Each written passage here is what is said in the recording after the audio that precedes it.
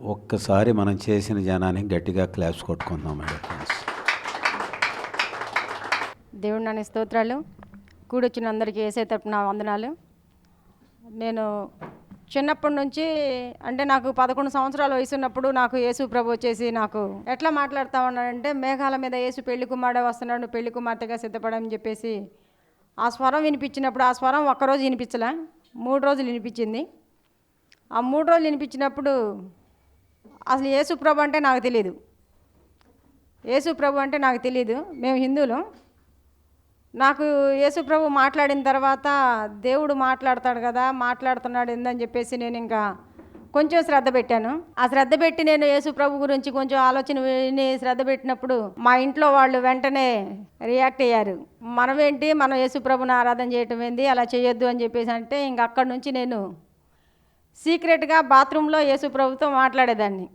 ఇంకా అట్లా మాట్లాడి ప్రతి విషయంలో కూడా నాకు ఆయన చెప్పిన మాట ప్రకారం చేసుకుంటా వచ్చేదాన్ని.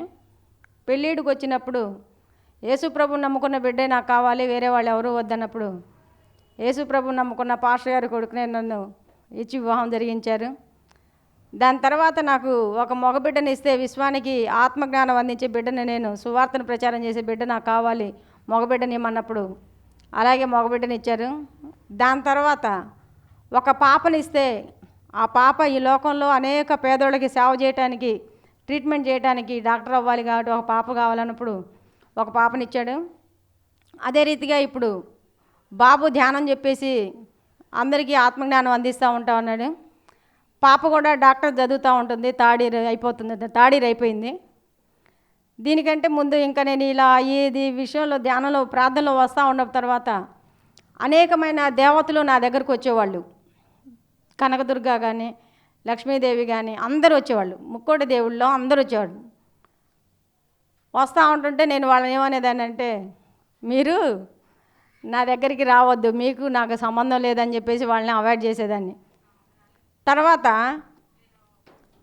వాళ్ళు చెప్పిన దాన్ని బట్టేసి నేను చెప్తూ ఉంటుంటే వాళ్ళు సైలెంట్గా ఉంటున్నారు కానీ నా మీద ఏమాత్రం కోపం తెప్పించుకోవట్లా. నాకు అనిపించేది వాళ్ళు దేవుళ్ళు కదా, మరి నేను అంత భయంకరంగా వాళ్ళని ఇబ్బంది పెట్టినా వాళ్ళు నన్ను ఏమనట్లేదు ఏంటని చెప్పేసి నేను ఇంకా సైలెంట్ అయిపోయిన తర్వాత అనేకమైన ఆత్మలు, సరికాని ఆత్మలు అంటే చీకటి శక్తులతో బాధపడే వాళ్ళందరూ నా మందిరానికి వచ్చేవాళ్ళు. వాళ్ళందరినీ ప్రార్థన చేసి విడుదల చేపించేదాన్ని, చాలా కార్యాలు చేసేదాన్ని. ఏంది ఆ కార్యాలంటే, నిర్గమకాండము 34:10లో ఇదిగో నీతో ఒక నిబంధన చేస్తున్నాను, భూమి మీద ఎక్కడ ఏ జనాల మధ్య చేయని అద్భుతము నీ పక్షాన చేస్తున్నాను, నువ్వు ఏ జనాల మధ్య ఉన్నావో ఆ జనాలందరూ యెహోవా కార్యాన్ని చూచిదిరని చెప్తే ఆ వాక్యం నా పక్షాన నెరవేర్చబడుతుందని నేను ఇది కంటిన్యూ చేసేదాన్ని. ఇలాగే కంటిన్యూ చేస్తూ ఉన్న తర్వాత ఇంట్లో కూర్చొని ప్రార్థన చేస్తూ ఉన్నాను 3 గంటలకి. ఆ ప్రార్థన చేసే టైంలో పత్రిజీ గారు గడ్డం వేసుకొని నా పక్కన వచ్చి కూర్చున్నారు. నాకు వెంటనే అనిపించింది, ప్రార్థన చేసేదాన్ని నేను, నా పక్కన మంత్రగాడు వచ్చి కూర్చుంటాడా, యేసు ప్రభువా సరికాని ఆత్మ అయితే బయటికి పంపించు, సరైన ఆత్మ అయితే నాకు స్నేహం కలిగించు అని చెప్పేసి ప్రార్థన చేశాను. ఇంక అయిపోయింది, చాప్టర్ క్లోజ్ అయిపోయింది. అప్పుడు ఎప్పుడైతే పత్రిజీ గారు నాకు తెలీదు, ఆయన వచ్చేసి నా దగ్గర కూర్చున్నారు. తర్వాత నన్ను కూర్చున్న తర్వాత ఇంకా వెళ్ళిపోయిన తర్వాత ఏం చేశానంటే, మళ్ళీ నేను కామన్గా నా ప్రార్థన నేను చేసుకునేదాన్ని, మళ్ళీ యాజిటీజ్గా ఇదే గోల, దేవుడితో పరిశుద్ధాత్మతో మాట్లాడుతూ ఉండేదాన్ని. మళ్ళా ఈ ప్రార్థన చేసి అనేకుల కార్యాలకి, దుష్ట కార్యాలకి విడుదల చేస్తూ ఈ కార్యాలన్నీ చేస్తూ ఉండేదాన్ని. దాని తర్వాత మళ్ళీ ఒకరోజు పత్రిజీ సార్ వచ్చేసి ప్రార్థన చేసి 3 గంటల టైంలో మళ్ళీ వచ్చేసి నన్ను ఇలా హడ్ చేసుకున్నారు. ఓ అమ్మ ముసలాడు, ఆ రోజేమో నా పక్కన కూర్చున్నావు, ఇప్పుడు వచ్చి హడ్ చేసుకున్నావు అని చెప్పేసి దూరం చేసేసేదాన్ని, తోసేసేదాన్ని. దాని తర్వాత వైజాగ్ నుంచి వంశీ అన్న ఏం చేశారంటే, ఒక యూట్యూబ్లో ఆయన మెసేజ్ వస్తూ ఉంటుంటే పత్రిజీ గారి ఫోటో పెట్టేసి పత్రిజీ గారిని ఆహ్వానం చేసుకుందాం అని చెప్పేసి అంటూ ఉన్నారు. అలా ఒకసారి చూసేసరికి వెంటనే నాకు కనెక్షన్ కలిగింది. ఏంటి, ఆ రోజు నాకు వచ్చిన దర్శనంలో వచ్చిన పత్రిజీ అని పేరు తెలీదు, ఆ రోజు వచ్చిన ఆయన ఈరోజు నాకు కనబడుతున్నాడు ఏంది అని చెప్పేసి కొంచెం ఇంకా ఇంట్రెస్ట్ చూపించాను భత్రిజీ వంశీ అన్నయ్య క్లాసులో. ఇంకా అక్కడి నుంచి పత్రిజీ గారి గురించి తెలుసుకున్నాను. పత్రిజీ గారి గురించి తెలుసుకున్న తర్వాత ఆయన చెప్పే మెసేజ్లు ఏ మాత్రం కూడా ఎక్కడ కానీ కూడా తప్పనేది కానీ అట్లా ఎతుకుతా ఉన్నా నేను. ఒకరోజు నేను ఇన్నర్ జర్నీ కూర్చున్నప్పుడు ఈ ధ్యానంలోకి రావాలి, దీని మర్మాలు ఏందో తెలుసుకోవాలి అని చెప్పేసి నేను ఇంకా దాన్ని ఫాలో అవుతూ ఉన్నాను. ఆ టైంలో ఇన్నర్ జర్నీ జరుగుతుంది. ఇన్నర్ జర్నీ జరుగుతూ ఉండే టైంకి ఒక మాస్టర్ ఫోన్ నెంబర్ నాకు దొరికింది. ఆ నెంబర్ నేను ఫోన్ చేసి, సార్ నేను ఇన్నర్ జర్నీ చేస్తాను అన్నాను. ఈ ధ్యానంలో ఉంటానంటే ఆ సార్ అన్నారు, చేవెళ్ళ శ్రీనివాసరావు గారు, నువ్వు ధ్యానం చేయడానికి యోగ్యత లేదు నీకు అన్నాడు. ఓ అబ్బా, నాకు ధ్యానం చేయడానికి యోగ్యత లేదని మీరు చెప్పారు, ఈ ప్రపంచంలో ఎవ్వరు కూడా నాకు చెప్పలేదు, దేవుళ్ళు కానీ దేవతలు కానీ ఎవరైనా సైలెంట్ అయిపోతే మీరు చెప్పారా, సరే నన్ను ఏం చేయమంటారు అంటే, ఎందుకు నన్ను రిజెక్ట్ చేశారు మీరు, నాలో తప్పే ఉందో చూపించండి అని చెప్పేసి అడిగాను. అడగగానే ఆయన అన్నారు, మీరు మాంసం తింటారుగా అన్నారు. మాంసం తినేది ఈ చిత్రం ఏముంది, మీరు తినరా అన్న. అయితే పాపపు కూడు ఎలా తింటాం, మేము తినం అన్నారు. సార్ నేను ధ్యానంలోకి వస్తాను సార్, నేనేం చేయాలో చెప్పండి అన్నాను. నువ్వు పాపపు కూడు తినకుండా ఉంటే నేను అంగీకరిస్తాను, మా గ్రూప్ అందరూ మాట్లాడుకున్న తర్వాత నిన్ను అంగీకరిస్తాము అని చెప్పగానే, సరే సార్ ఈ క్షణం నుంచి నేను మాంసం ముట్టను, గుడ్డు కూడా అన్నాడు. గుడ్డుతో సహా ఏది కానీ నేను తీసుకోను సార్ అని చెప్పా. నువ్వు నాతో కాదు మాట్లాడుతుంది, పరిశుద్ధాత్ముడు, నేను మీతో అని మాట్లాడట్లేదు సార్, పరిశుద్ధాత్ముడితోనే మాటిస్తున్నాను, నేను తీసుకోను సార్ అని చెప్పాను. దాని తర్వాత నేనుకైతే రైట్, మరి నా ఫ్యామిలీ విషయంలో కూడా నేను వాళ్ళని ఇబ్బంది పెట్టకూడదు, మరి వాళ్ళ విషయంలో నాకు తెలియదంటే, మీ ఇంట్లోనే రాకూడదు అన్నాడు. దేవతలు దేవుళ్ళు అందరూ నా మాట వింటూ ఉంటుంటే ఒక చికెను ఒక మటను నా ఇంట్లో రాకుండా ఆపే శక్తి నా దగ్గర లేదా, నేను ఆపేస్తాను సార్, మా ఫ్యామిలీలోనే ఆ చికెను మటను అనేది ఏది కూడా నేను తీసుకురాను సార్ అని చెప్పేసి ఆ రోజు తీర్మానం చేశాను. ఒక్క రోజులోనే మా ఫ్యామిలీ మొత్తము చికెను మటను మొత్తం గుడ్డుతో సహా తీసి పక్కన పడేశాను. ఏ రోజు కూడా ప్రార్థన చేశాను, ప్రభా యోబు గృహం చుట్టూ కంచి వేసినట్టుగా నా గృహంలో పాపపు ఆహారం రాకుండా కంచివేయి తండ్రి అని ప్రార్థన చేశాను. ఆ రోజు నుంచి నా ఇద్దరు పిల్లలు నా భర్త చికెన్ కానీ మటన్ కానీ నీసు కానీ ఏ మాత్రం కూడా తీసుకోవట్లే. మళ్ళీ నేనన్నా, నా గురించి తీసుకోవద్దు, మీకు మేలుగా ఉంటే తీసుకోండి, లేదంటే కీడైతే వదిలేయండి, బలవంతంగా వద్దు అన్నప్పుడు వాళ్ళే దాని గురించి అర్థం చేసుకొని బలవంతం కాకుండా ప్రశాంతంగా విడుదల చేసేసి ఆ పాపపు ఆహారం తీసుకోకుండా ఉన్నారు. ఈ కార్యక్రమానికి సహాయం చేసినందుకు, ఇంత ఎనర్జీ ఇచ్చినందుకు ఫస్ట్ యేసయ్యకి కోటి కోటి స్తోత్రాలు చెల్లిస్తూ ఉన్నాను. ఇదంతా నడిపిస్తుంది నాకు పరిశుద్ధాత్మదేవుడు యేసు ప్రభు. ఇంకా అక్కడి నుంచి నేను ధ్యానం చేస్తూ ఉన్నాను. ధ్యానం చేస్తూ ఉంటుంటే ఒక అతను అడిగాడు నన్ను, నువ్వు ప్రార్థన చేస్తావు కదా, మీరు ప్రార్థన చేస్తారు కదా, ఇంత మెసేజ్ ఇస్తారు కదా, మరి ఈ మెసేజ్ ఇచ్చినప్పుడు క్రియలు లేని పనులు మృత్యుంతో సమానం కదా, మీరు క్రియలు చెప్తారు కానీ మాటలు చెప్తారు కానీ క్రియలు చూపించరు కదా అంటారని, నేను ఇంకా ఎక్కడ కానీ యేసు ప్రభుకి అవమానం కలగకూడదని చెప్పేసి నేను చెప్పేది ఏంటంటే, నేనే జీవం, నేనే ఆత్మ, నేనే సత్యం అని చెప్తా ఉన్నారు కాబట్టి ఆ కార్యాలు జరిగించేటట్టుగా నేనేం చేశానంటే ప్రతి ఒక్కరికి ఆత్మజ్ఞానం అందిస్తూ నడిపిస్తూ ఉన్నాను. ప్రతి ఒక్కరికి ఆత్మజ్ఞానాన్ని నడిపిస్తూ ఉన్నాను. అయితే ప్రతి ఒక్కళ్ళు ఏం చేస్తూ ఉన్నారంటే దాని గురించి తెలుసుకుంటా ఉన్నారు. దేని గురించి? సత్యాన్ని గురించి తెలుసుకుంటా ఉన్నారు. సత్యాన్ని గురించి తెలుసుకున్న తర్వాత నా సంఘంలో వస్తున్న బిడ్డలకి, ఇదిగో ఈ శాకాహారగా ఉండండి కానీ మీరు మాంసాన్ని జంతువుల్ని చంపి ఇలా తింటూ ఉంటుంటే ఆ పాపం మీకు వస్తూ ఉంటుందంటే మేము ధ్యానంలో కూర్చొని చూస్తూ ఉన్నప్పుడు అనేకమైన జన్మలు మాకు చూపిస్తూ ఉన్నాడు దేవుడు. నాతో పాటు నా సంఘంలో వస్తున్న బిడ్డలు కూడా మూడో కన్నుతో చూస్తూ ఉంటుంటే వాళ్ళ కర్మలు భయంకరంగా కనబడుతున్నాయి. ఆ కర్మలు కూడా ఏం చేసేవాళ్ళం అంటే ధ్యానం చేసేవాళ్ళం, ఇప్పుడు ఒక చేతికి ఏమైనా ఇబ్బంది అయిందంటే టక్కున మెడిసిన్ వేసుకుంటాం. మెడిసిన్ వేసుకోగానే ఇంక దీని గురించి మర్చిపోతాం. నిన్న కాకుండా మొన్న నా కాలు రాయి తగిలి భయంకరంగా వాపు వచ్చేసింది, నడవలేని స్థితిలో వచ్చింది. ఆ టైంలో నేను అన్నా, ఏం చేశాను, ఇంకా నేను ఎక్కడ సరి చేసుకోవాలి, సరే తల్లి నన్ను క్షమించు అని ఆ కాలికి క్షమాపణ చెప్పి ఆ కాలు మీద విశ్వశక్తిని తీసుకొచ్చాను. నో మెడిసిన్, నో డాక్టర్, ఏం లేదు, నార్మల్గా అయిపోయింది. మళ్ళీ వాపు లేదు, నొప్పి లేదు, కాలు ప్రశాంతంగా స్వస్థత అయిపోయింది. కాలు స్వస్థతకు వచ్చేసేసింది. మళ్ళీ యాజిటీజ్గా నడుస్తూ ఉన్నాను.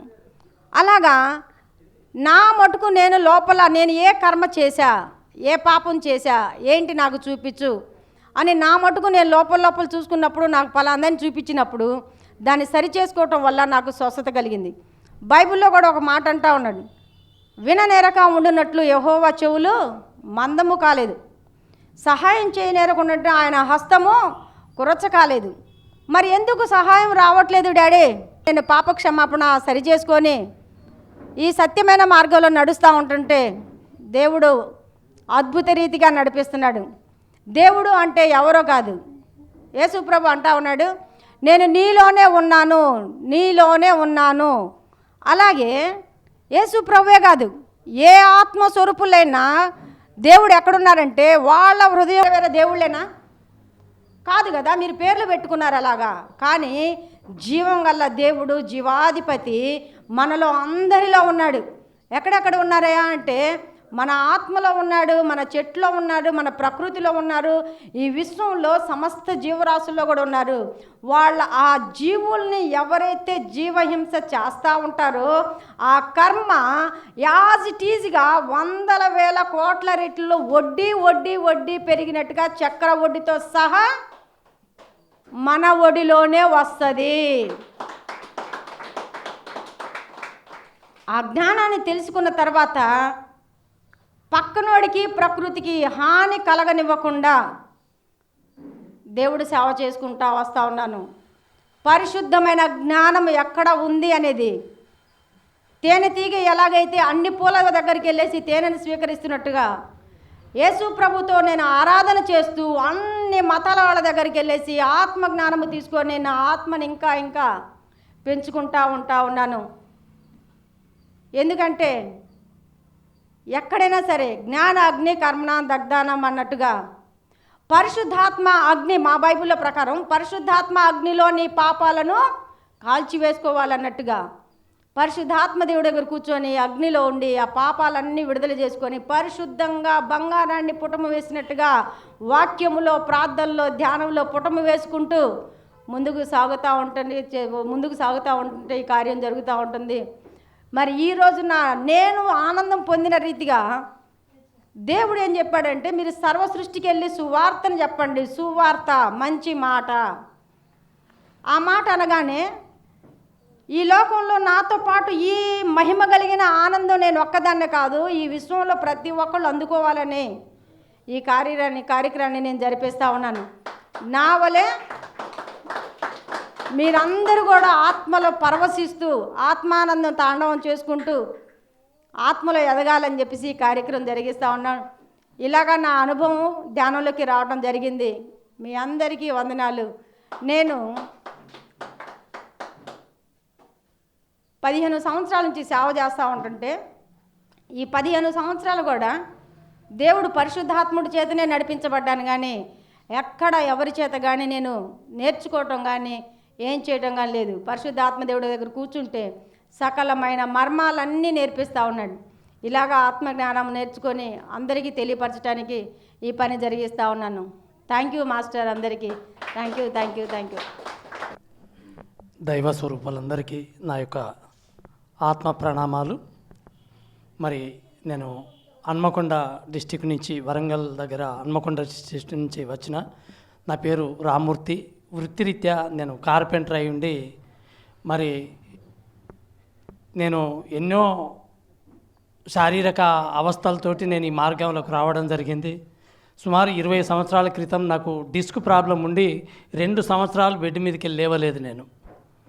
అదే మాదిరిగా నడుము నొప్పి వల్ల ఇట్లా ఇబ్బంది అవుతుంది అని అంటే అప్పుడు బొక్కల షార్ తాగాలి అని చెప్పాను. అందరూ నన్ను ఎంకరేజ్ చేసి నాకు అది తాపియడం మొదలుపెట్టింది. దాంతో పాటుగా నాకు బీపీ ప్లస్ హార్ట్ అటాక్ వచ్చేసింది.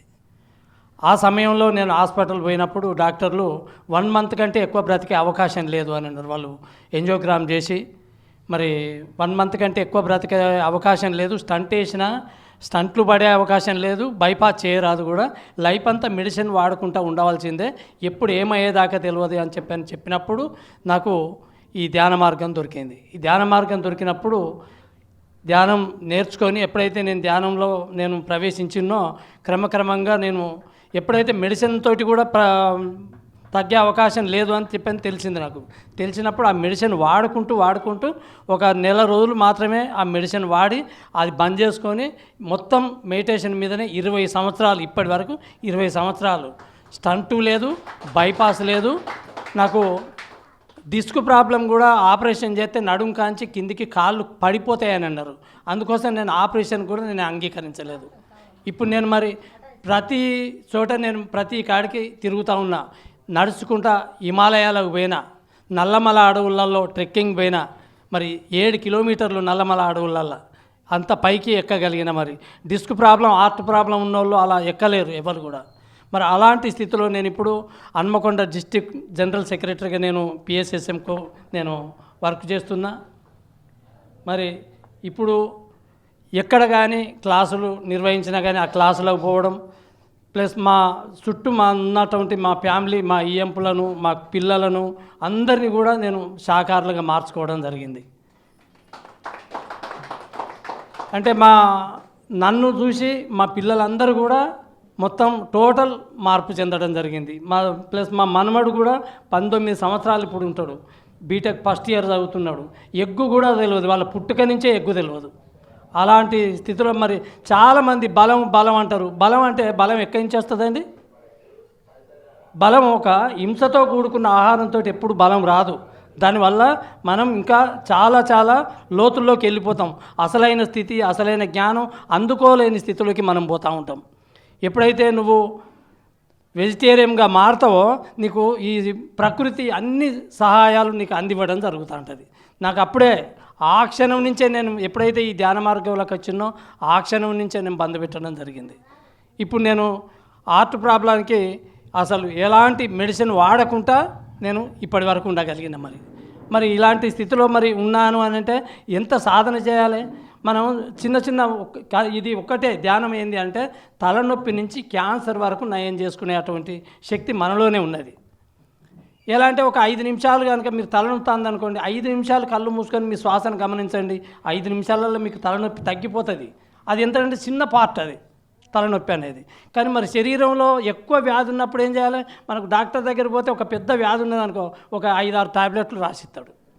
తలనొప్పి అనుకోండి ఒకటే టాబ్లెట్స్ ఇస్తాడు. ఒక టాబ్లెట్స్ అంటే 5 మినిట్స్ ధ్యానంలో కూర్చుంటే తలనొప్పి తక్కువ అవుతుంది. మరి శరీరంలో ఒక విస్తృతమైనటువంటి పాము అయినటువంటి వ్యాధి పోవాలంటే ఏం చేస్తాడు? చాలా గోళీలు. ఆ చాలా గోళీల బదులు కొంచెం ఎక్కువసేపు ధ్యానం చేసినటువంటి క్రమక్రమంగా మనలో ఉన్నటువంటి వ్యాధి నిరోధక శక్తిని పెంచుకొని ఆ వ్యాధిని పూర్తిగా నిర్మూలించుకునే శక్తి మనలోనే ఉన్నది అని చెప్పని దాన్ని తెలుసుకొని నేను గంటలు మెడిటేషన్ చేయడం, దాని ద్వారా మళ్ళీ నేను స్వస్థతకు చేరుకోవడం జరిగింది. మరి అలాంటి అందరికీ కూడా అందాలనేటువంటి ఉద్దేశంతో ఇప్పుడు మేము వరంగల్లో ఎక్కడ ప్రతి ఆదివారం నాడు మేము క్లాసులు పెట్టడం, ఆ క్లాసులలో అందరు పిలవడం, అందరితోటి క్లాసులు చేయించడం, మరి ఎంతోమంది మాస్టర్లను తయారు చేసేయడం. మరి ఇప్పుడు ఇక్కడికి వచ్చినటువంటి సంతు సదానందగిరి స్వామి కూడా మా అక్కడికి వచ్చిండు, ఆయనతోటి కూడా మేము క్లాసులు నిర్వహించడం. మరి వెలగపూడి లక్ష్మణరావు సార్ కూడా మాకు వచ్చిండు. మరి ఇక్కడ రహీం సార్ అంటే మామూలు వ్యక్తి కాదు. ఆయన అంటే దాదాపుగా నేను ఆయనే ఒకే సంవత్సరంలో దాదాపుగా 18 సంవత్సరాల క్రితమే మేము ఇద్దరం ఒకటేసారి దాదాపుగా వచ్చినాం. మరి ఆయన కాకపోతే ఆయన చదువుకున్నాడు, నేను చదువుకోలేదు. నేను చదువుకోకుండానే నేను బయటకు వచ్చిన. ఆయన మంచి చదువుకున్నాడు, ఒక ఎంప్లాయీ, ఆయనకు అపారమైన జ్ఞానం ఉండేది. ఆ జ్ఞానాన్ని మనం తీసుకోవడానికి అలా ఇంకా ఇంతకంటే కూడా మీరు ఎక్కువ మంది రాగలిగితే ఆయన దగ్గర ఉన్నటువంటి మూలధనం బాగుంటుంది. మనం ఊరికే సంచులు పట్టుకొని రావద్దు, పెద్ద పెద్ద గోదాములు పట్టుకొని రావాలి ఆయన దగ్గరికి వస్తే.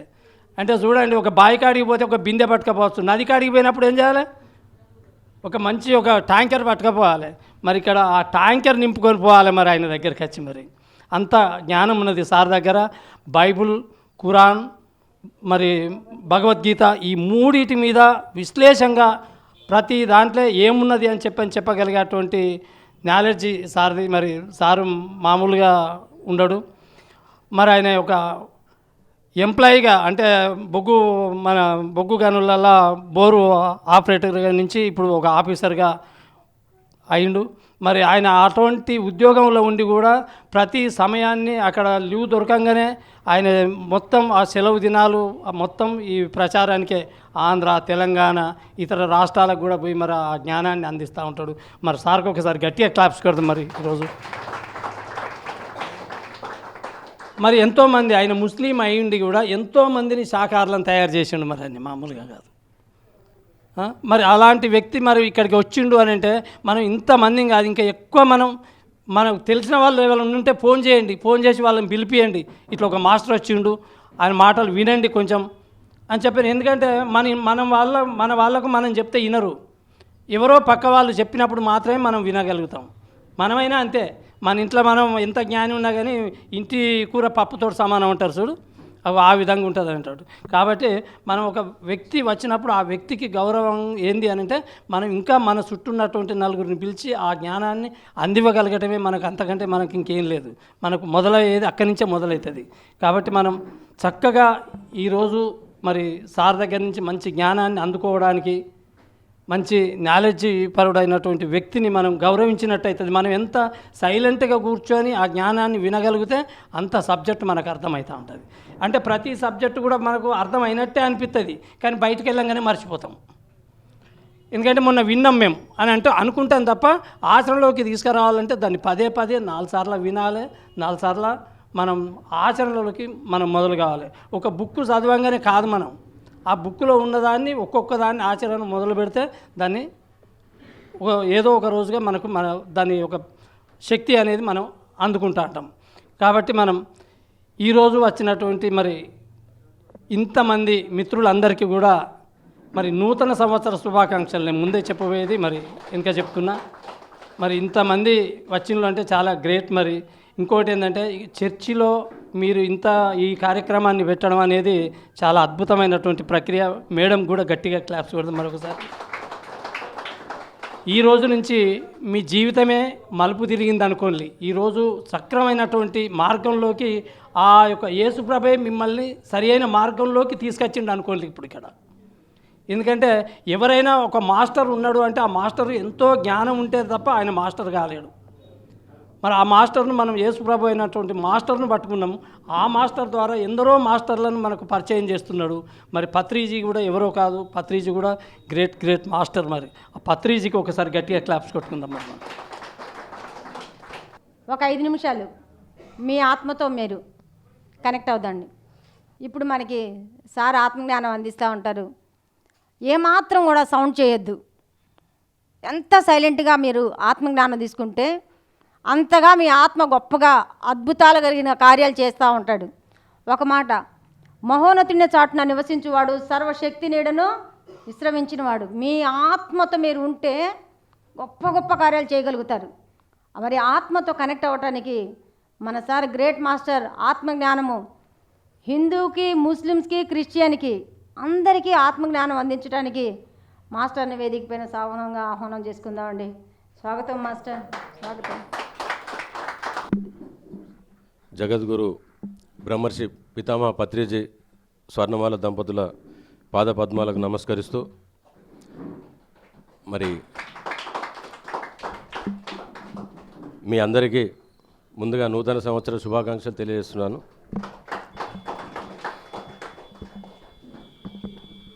మరి ఇందాక సోదరి తన అనుభవాన్ని చెప్పారు.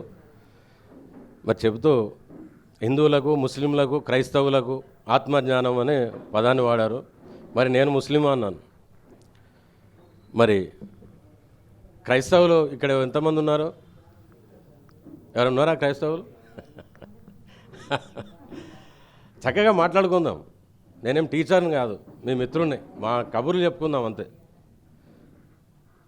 క్రైస్తవులు అంటే ఏంటి? అది క్రీస్తు ఏం చేశాడో అదే మనం చేసిన వాళ్ళందరూ క్రైస్తవులు. దాని అసలైన అర్థము క్రీస్తు అంటే పేరా కాదు, అదొక హోదా. ఆయన పేరు జీసస్. ఒకసారి గట్టిగా చప్పట్లు కొడదాం ఆ మహాత్మునికి.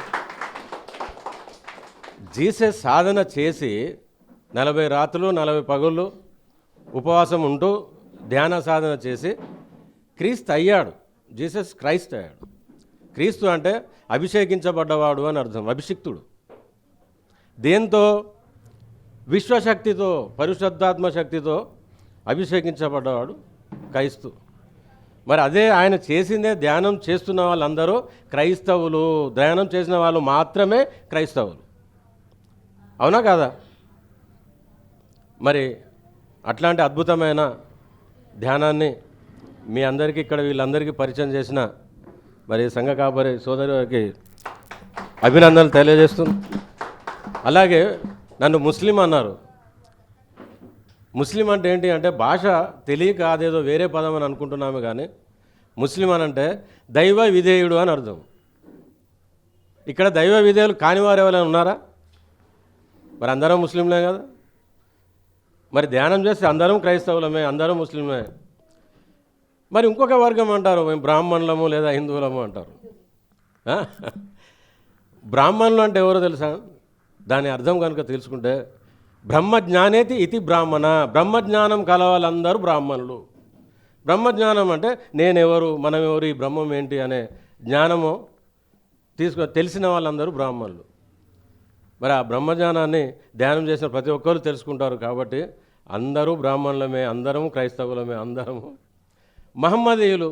మళ్ళీ నన్ను మహమ్మదీయులు అంటుంటారు. మహమ్మదీయులు అంటే ఇందాకే సోదరి చెప్పినట్టు క్రైస్తును ఫాలో అయిన వాళ్ళందరూ క్రైస్తవులు ఎలా అయ్యారో, మహమ్మద్ ఏదైతే ఆచరించి జీవించాడో ఆ అన్న మార్గంలో జీవించే వాళ్ళందరూ మహమ్మదీయులు. అందరూ అదే, అంతా ఒకటే, వేరుగా ఏమీ లేదు.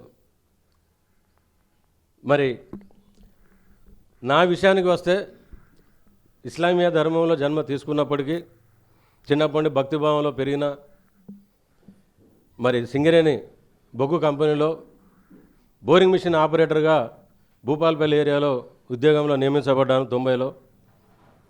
91లో వివాహము, 2 పాపలు. చక్కగా నడుస్తున్న క్రమంలో 94 మొదట్లో ఒక చిన్న యాక్సిడెంట్ ద్వారా క్రానిక్ బ్యాక్ పెయిన్, ఇంత ఎత్తు నుండి పడిపోవడం ద్వారా బ్యాక్ పెయిన్ మొదలైంది. మరి అక్కడి నుండి ఒక నరకాన్నే చవి చూశాను. అలా చప్పట్లో స్వాగతం చెప్దాం. అలా మరి pain killers, powerful pain killers వాడుతూ మనందరికీ తెలుసు, ఒక మందు మెడిసిన్స్ వాడితే, అలోపతిక్ మెడిసిన్ వాడితే కొంతకాలమే పనిచేస్తే ఆ తర్వాత అది అలవాటు అయిపోతుంది. అలా ఆ డోసెస్ పెంచుకుంటూ పోయినప్పుడు నాకు కీళ్ళ జబ్బులు, హెవీ వెయిట్ పెరగడము, అల్సర్స్ రావడము, ఇన్సోమ్నియా, నిద్ర పట్టేది కాదు. అట్లా ఒకటి ఈ శరీరంలో డజన్ పైగా రోగాలు తిష్టవేసుకున్న క్రమంలో నా జీవితము 2 హాస్పిటల్స్ మందుల పాలైనప్పుడు ఒక నిర్వేదంలో ఆ అల్లా సుబ్హానా తాలా, భగవంతుడు పరమది ఎవరైనా కానీ అసలు ఉన్నారా, నాకేన్ని రోగాలు రుసులు ఎందుకు ఉంటే నిలదీసి అడుగుతానన్నంత ఆక్రోశంలో ఉంటూ మరి 2007లో మా తమ్ముడు అక్బర్ ద్వారా నేను హన్మకొండ వచ్చి వాని ఇంట్లో ఉన్నప్పుడు వాని దగ్గర ఇంకొక సోదరుడు నరసింహస్వామి అని వచ్చి, ఇద్దరు బయటికి వెళ్తుంటే ఎక్కడికి వెళ్తున్నావు అంటే నేను ధ్యానానికి వెళ్తున్నాను అన్నాడు. మీరు కూడా రావచ్చు కదా అన్నాడు. వాళ్ళు అప్పుడే 4వ రోజులే. మరి ధ్యానం అంటే కూర్చొని చేసేది. మరి నాకు క్రానిక్ బ్యాక్ పెయిన్, నేను కూర్చోలేను, ఇంతసేపు కూర్చున్నాను కానీ ఇప్పుడు రోజులో కొద్ది కూర్చోగలను మళ్ళీ మొదట్లాగా. కానీ అప్పుడు కూర్చోవడం అనేది నా వల్ల కాదు. నిలబడడం, పడుకోవడం 2 పొజిషన్స్. నిలబడి బోరింగ్ మిషన్ నడపడము, ఇంటికి వచ్చి పడుకోవడం 2, కూర్చోవడం లేదు. మరి నేను కూర్చోను కదా అని అంటే, మీరు ముందు పావుగంట 5 నిమిషాలు కూర్చోండి, మరి రోగాలు ఏమైనా తగ్గే అవకాశం ఉంది అంటే నేను ఎన్నడూ విశ్వసించలే. అంతగా నిర్వేదంలో కూరుకుపోయి ఉన్నాను. అన్ని రకాల మందులు, అన్ని రకాల ప్రార్థనలు అన్నీ చేసినా తగ్గనిది ఈ ధ్యానంలో ఎలా తగ్గుతుంది అని. కానీ వాళ్ళు పోయేది పిరమిడ్లోకి అని తెలుసుకున్నాను. సిద్ధి భైరవ పిరమిడ్ అని హనంకొండలో ఒక గుట్ట మీద ఉంది, అది 300 మెట్లు ఎక్కాలి. అక్కడ ధ్యానం చేస్తున్నాం అన్నప్పుడు నాలో ఎక్కడో ఒక చిన్న ఉత్సాహం, ఎక్కడో ఈజిప్ట్లో ఉండే పిరమిడ్ హనంకొండలో చూడొచ్చు కదా, ధ్యానం నేను చేయలేను కానీ ఆ పిరమిడ్ చూడడానికి మీతో కూడా వస్తానని నెక్స్ట్ డే మార్నింగ్ 4 గంటలకల్లా వెళ్ళాము. 6 గంటలకు మళ్ళీ వచ్చి ఎవరి పనులకు వాళ్ళు పోవాలి కాబట్టి వాళ్ళు ఆ సమయం పెట్టుకున్నారు. 4 నుండి 6 లోపు వాళ్ళు ధ్యానం చేసేవాళ్ళు. అట్లా వాళ్ళతో కూడా నేను ఆ ప్రభాత సమయంలో సిద్ధి భైరవ పిరమిడ్లో ఆ ధ్యానాన్ని కూర్చున్నాను. కానీ ఆ కింగ్స్ ఛాంబర్లో ఈ పిరమిడ్ ఇలాంటి షేపే మీ అందరికీ చూసే ఉంటారు, మీకోసం ఇక్కడ పెట్టారు. మరి ఆ సెంటర్లో ఆ కింగ్స్ ఛాంబర్ అని ఈ హైట్లో ఉంటుంది. ఇందాక వెలగపూడి లక్ష్మణరావు గారు చెప్పారు. ఆ హైట్లో ముగ్గురం కూర్చొని ధ్యానం చేస్తున్నప్పుడు మరి ఈ నడుమును ఆనుకుని కాళ్ళు బాగా చాపుకుని చేతి వెళ్ళ వెళ్ళిపెట్టి కూర్చున్నాను. మరి ఒక 5-10 నిమిషాల లోపే ఆ పిరమిడ్ ఎనర్జీ కావచ్చు, ఆ మాస్టర్ సద్గురువుల కృప కావచ్చు, నేను ఒక అనిర్వచనీయమైన స్థితికి చేరుకున్నాను. శరీర స్పృహ లేకుండా అంత తేలికదనాన్ని అనుభవించు, ఆ మాటల్లో చెప్పలేని ఆ ఆనందాన్ని పొందాను. అలా మొట్టమొదటిసారి 12 సంవత్సరాల తర్వాత 45 నిమిషాలు కూర్చోగలిగాను నేను ధ్యానంలో. ఆ మెట్లెక్కిన అలసట పోయి ఆనందం అనిపించింది. మరి వస్తూ ఈ పిరమిడ్ భూపాలపల్లిలో నేను పనిచేసే 70 కిలోమీటర్లు వరంగల్ నుండి, ఆ పిరమిడ్ నుండి. మరి వారం వచ్చి ఇలా ధ్యానం చేసుకుంటానరా తమ్ముడు అని అంటే, మీరు పిరమిడ్ తీసుకుపోవచ్చు అన్నయ్య అని అన్నాడు. 2x2 పిరమిడ్స్ కూడా ఇలా చిన్నగా ఉంటాయి, అవి కూడా ఎనర్జీయే. అది అంతగా నచ్చితే మీరు తీసుకెళ్ళి ధ్యానం చేయండి అంటే ఇమీడియట్లీ పిరమిడ్ కొనుక్కొని నేను భూపాలపల్లిలో పోయి రోజు ఉదయం ఆ టీవీ చూసే సమయం అంతా కళ్ళు తెరిచి ఉండేది, కళ్ళు మూసుకొని సాధన చేస్తూ మరి కేవలం 2.5 నెలల్లో 12.5 సంవత్సరాలు నరకం చూపించిన బ్యాక్ పెయిన్ తగ్గించుకున్నాను. అట్లా ప్రతి నెల ఒక్కొక్క ప్రమోషన్, ఒక నెల అల్సర్, ఒక నెల జాయింట్ పెయిన్స్, అట్లా 6 నెలల కాలంలో సంపూర్ణ ఆరోగ్యాన్ని పొందాను.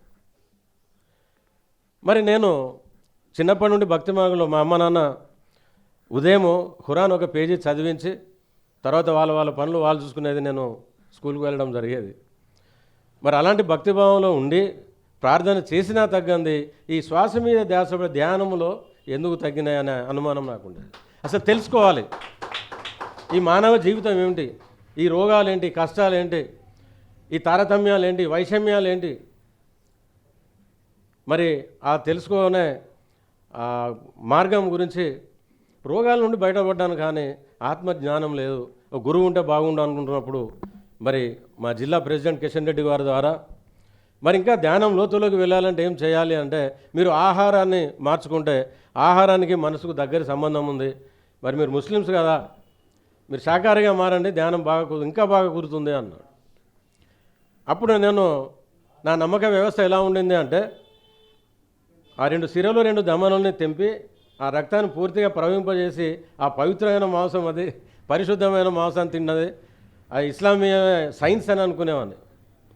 అలాంటిది ఆయన మరి బ్రహ్మర్షి తటవర్తి వీరరాఘవ గారిచే రచించబడ్డ 2 చిన్న పుస్తకాలు ఇచ్చారు, అహింస మరియు శాకాహారం మానవాహారం.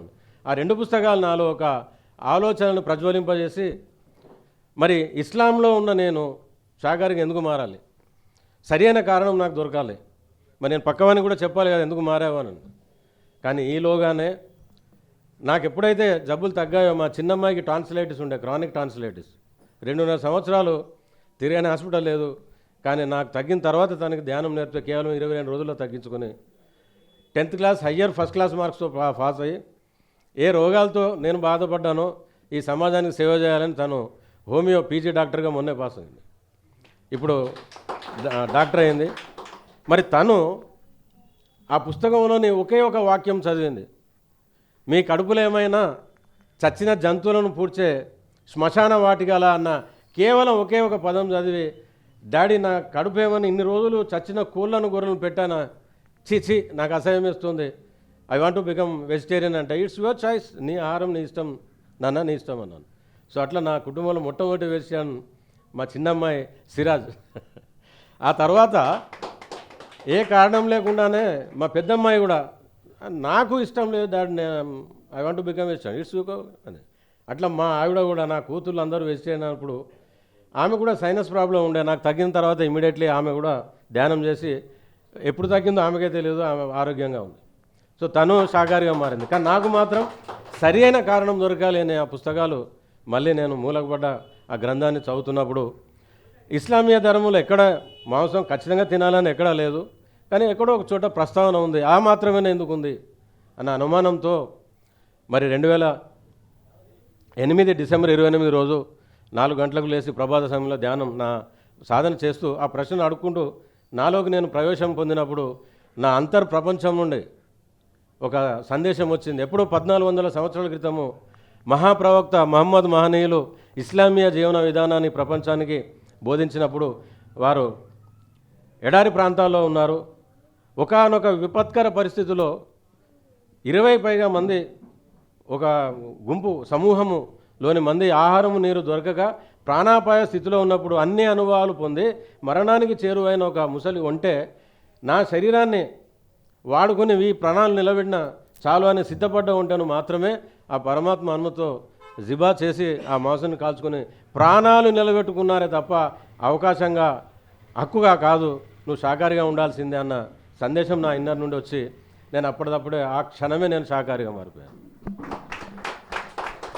అలా మారుతూ మరి శిష్యుడు సిద్ధంగా ఉంటే గురువు ప్రత్యక్షమవుతాడన్న నానుడు నా జీవితంలో నిజమైంది. నేను వేరే పని మీద హనంకొండకు వస్తే అక్కడ ఎవరి పుస్తకం చదివానో అక్కడ బ్రహ్మర్షి తటవర్తి వీరారావు గారి వాకు ఇవ్వడానికి వచ్చారు భీమవరం నుండి. మరి అది రోడ్డు మీద చూసి ఇమీడియట్లీ ఆ పని మానుకొని వారి క్లాసు విని వారి సందేశాన్ని విని ఆయన కూడా మరి భీమవరం వెళ్ళి ఆత్మజ్ఞానాన్ని వారి దగ్గర నేర్చుకుంటూ మరి ఇప్పటికే ఆయన సారథ్యంలో మరి ఆ తర్వాత పత్రిగారు జగద్గురు పత్రిగారు గట్టిగా చప్పట్లు కొడదాం వారికి. పత్రిగారి దగ్గర చేరి ఇందాక సోదరి అన్నారు, ప్రతి సాధకుడు ప్రతి ఆత్మ ఒక తేనెటీగలాగా ఎలా అయితే పుష్పాల నుండి ఉందో ఆయన నాకు ప్రత్యేకించి ప్రత్యక్షంగా నాకు చెప్పారు. తుమ్మెదా పువ్వు కాన్సెప్ట్. రహీం, ఒక సాధకుడు అందరూ మాస్టర్స్ దగ్గరికి అందరూ గురువుల దగ్గర పోయి ఆ జ్ఞాన మకరందాన్ని తను స్వీకరించి తను స్వయంగా పుష్పంగా మారి తన వద్దకు వచ్చిన భ్రమరాలకి ఆ తేనెను పంచాలి, ఆ జ్ఞానాన్ని పంచాలి, అది నీ బాధ్యత అని. మరి అప్పుడు ఆ గురుగారి ఆజ్ఞానుసారము ఆయన సూచనానుసారము ఒక ఆనాపానసతి ధ్యాన ప్రక్రియ కాకుండా పిరమిడ్ స్పిరిచువల్ సొసైటీయే కాకుండా క్రియాయోగ ఏలూరు నారాయణ గురూజీ దగ్గర క్రియాయోగ దీక్ష తీసుకుంటూ లాహిరి మహాశయులు మహాతార్ బాబాజీ వారి యొక్క జ్ఞానాన్ని విస్తృతంగా పొందడం జరిగింది. అక్కడ నుండి transcendental meditation, art of living Ravishankar Guruji, తర్వాత ఓషో మెడిటేషన్ పంజాబ్ వెళ్ళి ఇట్లా ఒక 5 నుండి 6 సంవత్సరాలు చేస్తూ మరి పూర్వజన్మ ప్రతిగమన చికిత్సా విధానం అని ఆ బాల్యంలో ఉన్న వాటిని ఇన్నర్ చైల్డ్ హీలింగ్ చికిత్సా విధానం అని క్వాంటమ్ లైవ్ యూనివర్సిటీ న్యూటన్ గారి దగ్గర మరి ఆ వారి శిష్యరికంలో ఆ జ్ఞానాన్ని అంతా పొంది మరి జగద్గురువులు పితామహ పత్రిజీ గారు ఇక నేర్చుకున్నది చాలు, నేర్చుకున్నది బోధించు ఇక నుండి అంటే ఇప్పటికీ 4 రాష్ట్రాల్లో నాకు సమయం దొరికిన ప్రతి ఆదివారం ఎన్నడూ మిస్ చేయను. సమయం దొరికినప్పుడల్లా మరి ఇలాంటి సంఘాలకు వెళ్ళి సమూహాలకు వెళ్ళి ఆ ఆత్మజ్ఞానాన్ని పంచడం చేస్తున్నాను. సో ఇది నా సాధన ప్రక్రియ. ఆ ప్రక్రియలో భాగంగా దహించు అగ్ని ప్రార్థనా కేంద్రంకి రావడం నా పూర్వజన్మ శుభ్రంగా భావిస్తున్నాను. ఎందుకు అంటే ఇప్పటివరకు ధ్యానం అంటే ఏదో హైందవులు చేసే ప్రక్రియ అనే ఒక అపోహ అతి తీవ్రంగా క్రైస్తవ సమూహాల్లో కానివ్వండి, ఇస్లామీయ సమూహాల్లో కానీ ఉంది. ఎందుకంటే వ్యక్తిగతంగా నేను శాకాహారిగా మారిన తర్వాత అంతకుముందు నేను బక్రీద్ పండుగ చేసే నా ఇంట్లో నా బంధువులు నా మిత్రులు అప్పుడు మాంసంతో కూడిన బిర్యానీతో కూడిన ఆహారం కాబట్టి 60 నుండి 70 మంది ఆ విందు భోజనానికి వచ్చేవాళ్ళు. నేను శాకాహారిగా మారిన క్షణమే ఆ నెక్స్ట్ ఫంక్షన్లో నెక్స్ట్ ఫెస్టివల్కి నా 2 కూతుర్ని ఇద్దరే మిగిలిపోయాం. ఎవరు రా ఆఖరికి మా బంధువులు అత్తగారి తరఫు కానివ్వండి, మరి మా బావగారు అయితే మా బావమరిది గడ్డి తింటున్నాడు అని అనేవాడు. పాలకూర ఆకుకూరలు ఏమైనా తింటుంటే పచ్చిగడ్డి తింటున్నాడు, ఆయన ఇంటికి పోతే పచ్చిగడ్డి పెడతాడు అని రావడమే మానేసి మరి నన్ను ఒక వింతగా చూడడం మొదలుపెట్టేవారు. సమూహాల్లో గ్యాదరింగ్స్లో ఫంక్షన్స్లో పోయినప్పుడు మరొక గిల్ట్గా మారేవారు.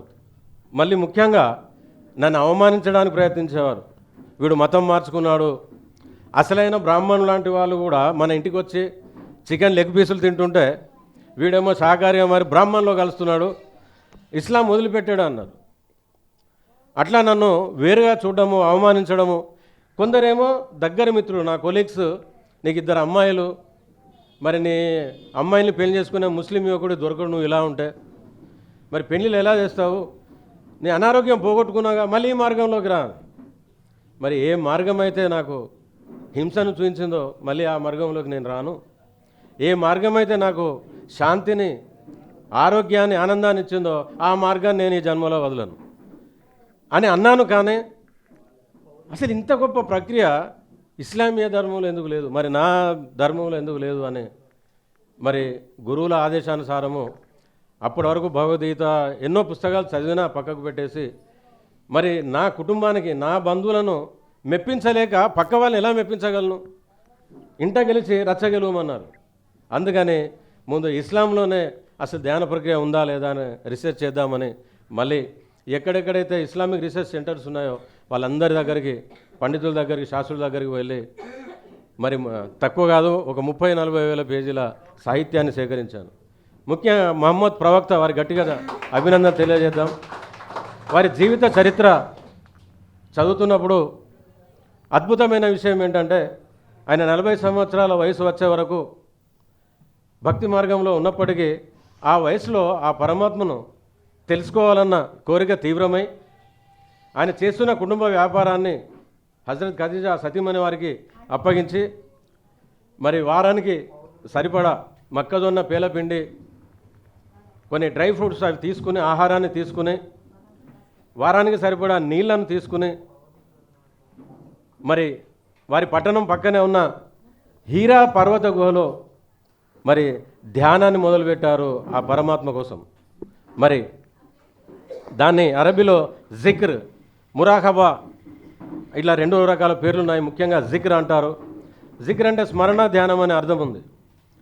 అట్లా ప్రవక్త మహనీయులు ఏకధాటిగా 3.5 సంవత్సరాల పాటు ఆ హీరా పర్వత గుహలో ధ్యానం చేసి ఆయన ప్రవక్త పదవిని పొందారు, జ్ఞానాన్ని పొందారు.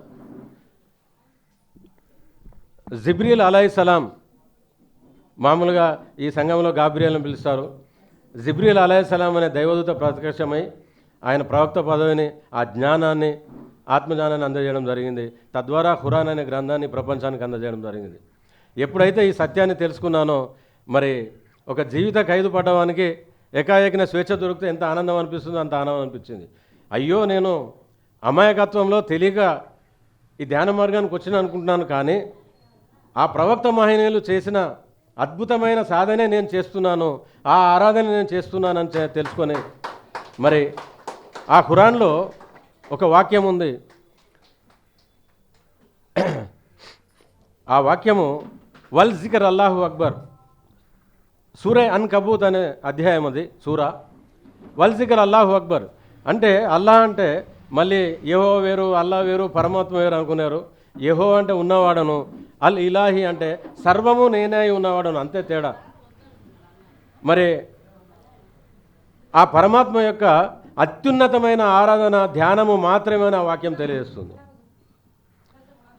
మరి ఇంకొక ఫజాయిల అమల్ అనే గ్రంథంలో మరి ఇంకొక లైన్ నన్ను అత్యద్భుతంగా ఆకర్షించింది. రజులున్ జిక్ర్ అల్లాహు ఖాలియా అంటే ఆ పరమాత్మ యొక్క ఆరాధనలోకి వెళ్ళా ధ్యానము గొప్పదైతే ఆ ధ్యానము చేసే పద్ధతి అంటే ఖాళీగా ఉండేటి స్థితిలో చేసేది అని అర్థం.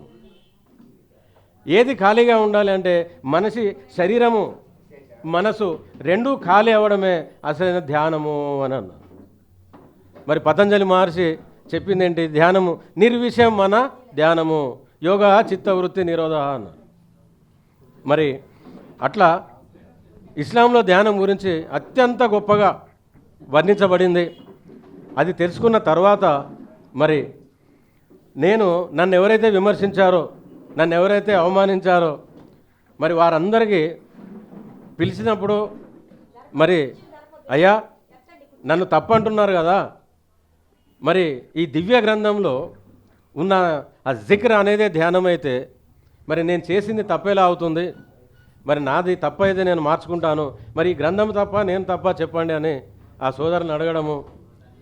రహీం భాయ్ ఇన్ని పుస్తకాలు ఎప్పుడు చదవాయా అంటే, అయ్యా మీ పుణ్యమే, మీరు అవమానించకపోతే ఇది నా అదృష్టంలో ఉండేది కాదు, ఆ భగవద్ సాన్నిధ్యం దొరికేది కాదు, మరి నన్ను విమర్శించిన మీ అందరికీ ధన్యవాదాలు అని తెలియజేశాను. మరి ఎప్పుడైతే నేను సత్యంతో ఉన్నానో, ఆ సత్యాన్ని తెలుసుకున్నానో, మరి వారు కూడా నన్ను అర్థం చేసుకుని నువ్వే గొప్పవాడివయ్యా, నువ్వే అసలైన మార్గంలో ఉన్నావని ఈరోజు నా కుటుంబంలో, నా అత్తగారి వైపు, నా వైపు, నా ఫ్రెండ్స్లో కానీ 20-30 కుటుంబాలు ధ్యానులు శాకారుగా మారిపోయారు. అలాగే మా ప్రార్థనా మందిరాల్లో, మా సమూహాల్లో ధ్యానము, ఆత్మజ్ఞానం గురించిన వాక్యం చెప్పమని ఇప్పుడు పిలుస్తున్నారు. మరి అలా ఇంటా గెలిచాను. మరి మరొక సంఘటన, ఈరోజు ఈ ప్రార్థనా మందిరంలో మరి వాక్యం చెప్పడానికి నన్ను ఇన్వైట్ చేయడానికి గురి చేసిన సంఘటన మీతో పంచుకుంటాను. నా మిత్రుడు మున్నూరు కాపులో ఉండేవారు, నాకు స్నేహితుడు. మరి వారు నేను కుటుంబ మిత్రుడము, నెలకు 2 సార్లు అయినా వాళ్ళ ఇంట్లో నేను భోజనం చేసేది, కుటుంబంతో సహా. వారు మా ఇంటికి వచ్చి అంత సాన్నిధ్యం ఉండేది. కానీ సాధనలో పడిపోయి 1 సంవత్సరం పాటు వారికి దూరమయ్యాను. మరి ఇప్పుడు బోధించమని ఆజ్ఞాపించారు కదా, ముందు వారింటికి పోయి శాకాహారులు ఏమేదో వాళ్ళతో మొదలు పెడతాం ధ్యానం అని ఆ రోజు నేను మా శ్రీమతి ఇద్దరము వారింటికి పోయినప్పుడు అక్కడ పోయాక నోరు వెలబెట్టడం మా వంతైంది. అంతకుముందు ఆ సోదరి సోమవారము వేములవాడ అంటే శివుని ఉపవాసము, గురువారము సాయిబాబా ఉపవాసం అని, శనివారము బాలాజీ ఉపవాసం అని, అలా అన్ని ఉపవాసాలు ఉంటూ మరి ఏకాఏకిన తనకేమైందో మరి ఆ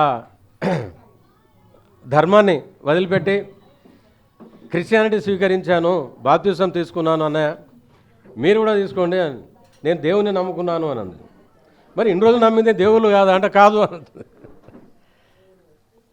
అప్పుడు ఒక గొప్ప నిర్వేదానికి గురై, అయ్యో సోదరి ఇలా మారిపోయింది, అక్కడ అసలైన సత్యం తెలియక మరి ఇక్కడికి వచ్చి బాగున్నది ఏంటి అని అప్పుడే నిశ్చయించుకున్నాను. ఎలాగో మరి హైందవ శాస్త్రాలని, ఇస్లామీయ గ్రంథాలని తెలుసుకున్నాను. మరి ఆ కరుణామయుడు ఎవరి పేరైతే చెప్పి ఆ జ్ఞానాన్ని పంచుతున్నారో మరి ఆయనతో మొదలు పెడదాం, ఆయన ఏం చేసి ఆ ప్రవక్త అయ్యారనే జీసస్ క్రైస్ట్ జీవితం మీద తెలుసుకోవాలని మళ్ళీ ఆ సోదరి ద్వారానే మరి 3 days వర్క్షాప్స్కి వాటన్నిటికీ ఆ గురువుల దగ్గరికి వెళ్ళి ఆ గ్రంథాలను తీసుకోవడం జరిగింది. ముఖ్యంగా doctor Ekkirala Vedavyasa Jesus in India అని ఒక పరిశోధన గ్రంథాన్ని రాయడము, చాలా రకాలుగా గ్రంథాలు చదవడము, మరి పరిశుద్ధ గ్రంథాన్ని ఆ సోదరి ద్వారానే సేకరించి, అలాగే ఇందులో కూడా 2-3 సంఘాలు ఉన్నాయని మనకు తెలుసు. మరి అందరి దగ్గరికి వెళ్ళి ఆ జ్ఞానాన్ని తెలుసుకొని స్వయంగా నేను ఎప్పుడైతే యోగదా సత్సంగ సొసైటీ సౌత్ సెంట్రల్ వాళ్ళ దగ్గరికి వెళ్ళినప్పుడు మరి జీసస్ క్రైస్ట్ గురించిన సత్యాన్ని మీరు స్వీకరించండి, స్వీకరించకపోండి, నేను నమ్మిన తెలుసుకున్న విషయాన్ని మీ ముందు ఉంచుతున్నాను. 14 ఏళ్ల వయసులో జీసస్ క్రైస్ట్ మహాశయుడు ఒక ఎస్ఎన్ గ్రూప్ ఆఫ్ పీపుల్ అనే యోగుల సమూహంతో టిబెట్కు వచ్చి అక్కడ సంవత్సరం పాటు ఉండి హిమాలయాల్లో మహతార్ బాబాజీ దగ్గర క్రియాయోగ సాధన 12 సంవత్సరాల పాటు సాధన చేసి మళ్ళీ బెత్లెహేం నగరానికి వచ్చి అక్కడ ఉన్న పర్వత గుహలో 40 రోజులు 40 పగుళ్ళు ఉపవాసంతో ధ్యాన సాధన చేసి ఆ జ్ఞానాన్ని పొంది మరి ఆత్మజ్ఞానాన్ని, ఆ శాంతి సందేశాన్ని ఆ కరుణామయుడి ప్రపంచానికి అందడం జరిగింది. వారికి గట్టిగా అభినందన తెలియజేద్దాం.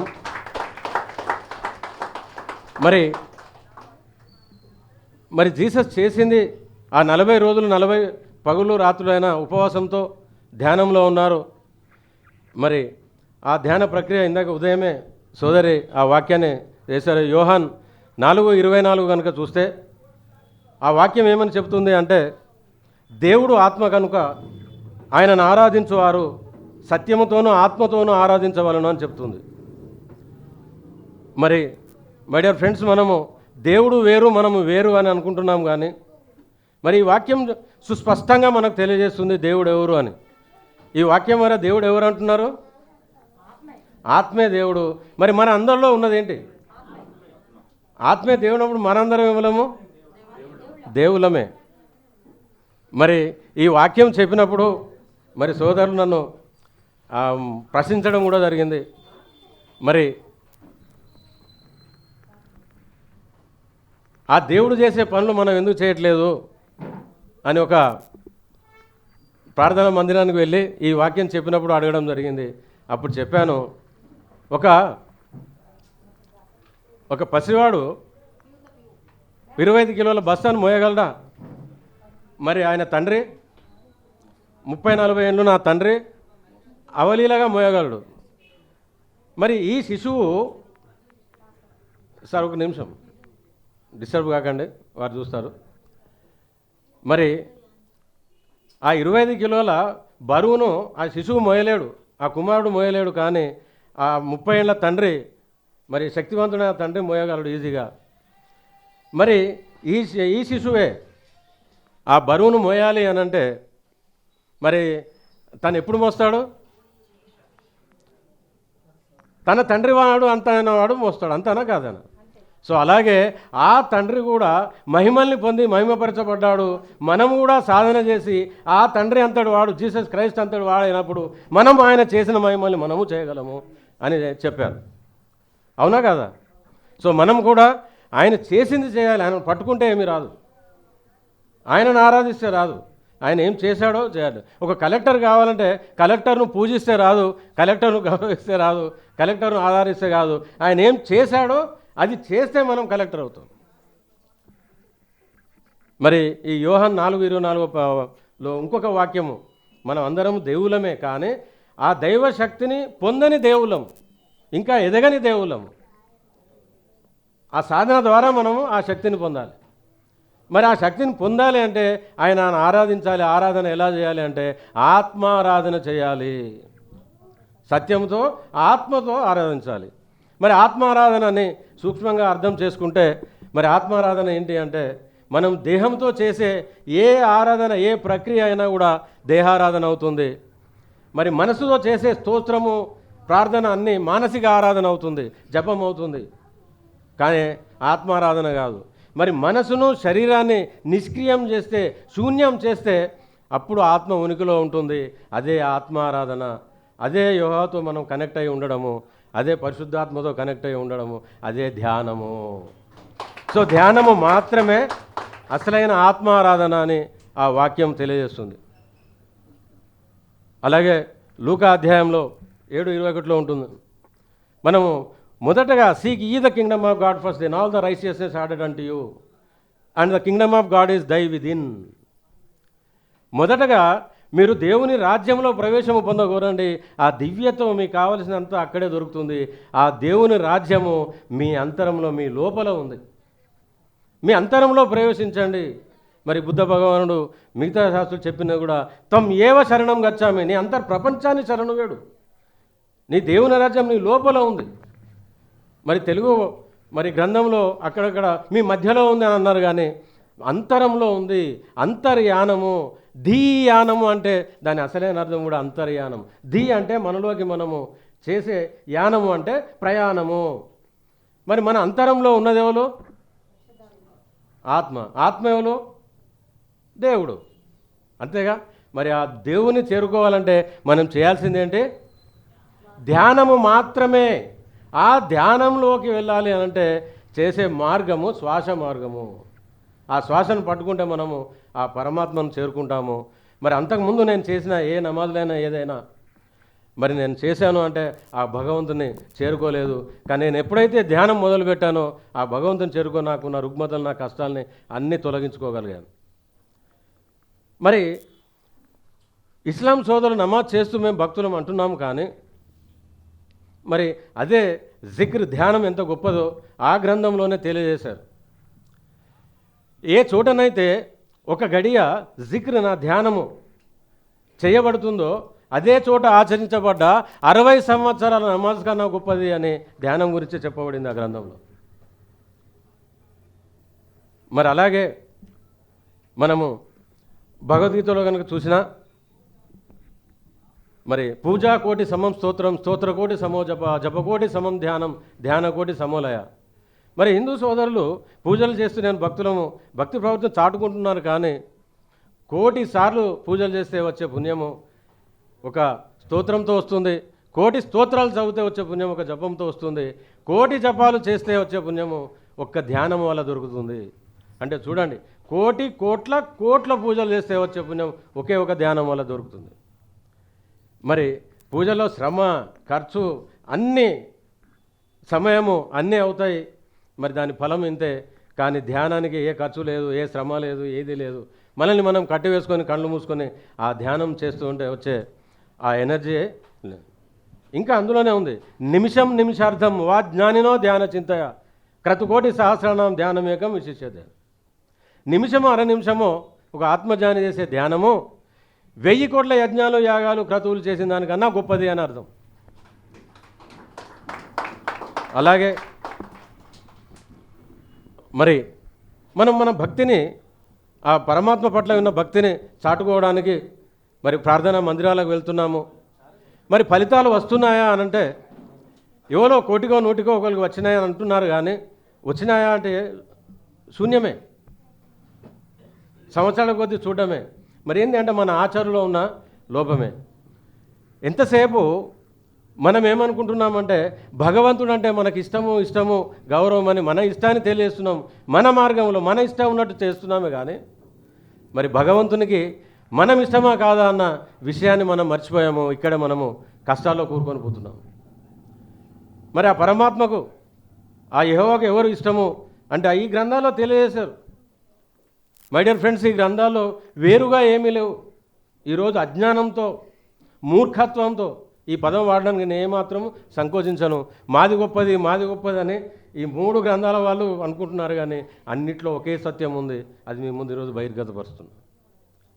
మరి ఆ పరమాత్మకి, ఆ యెహోవాకి, ఆ సర్వవ్యాప్తికి ఎవరు ఇష్టము అంటే మనము మరి భగవద్గీతను కనుక చూసుకుంటే 6వ అధ్యాయం 32వ శ్లోకంలో ఒక వాక్యం చెప్పాడు.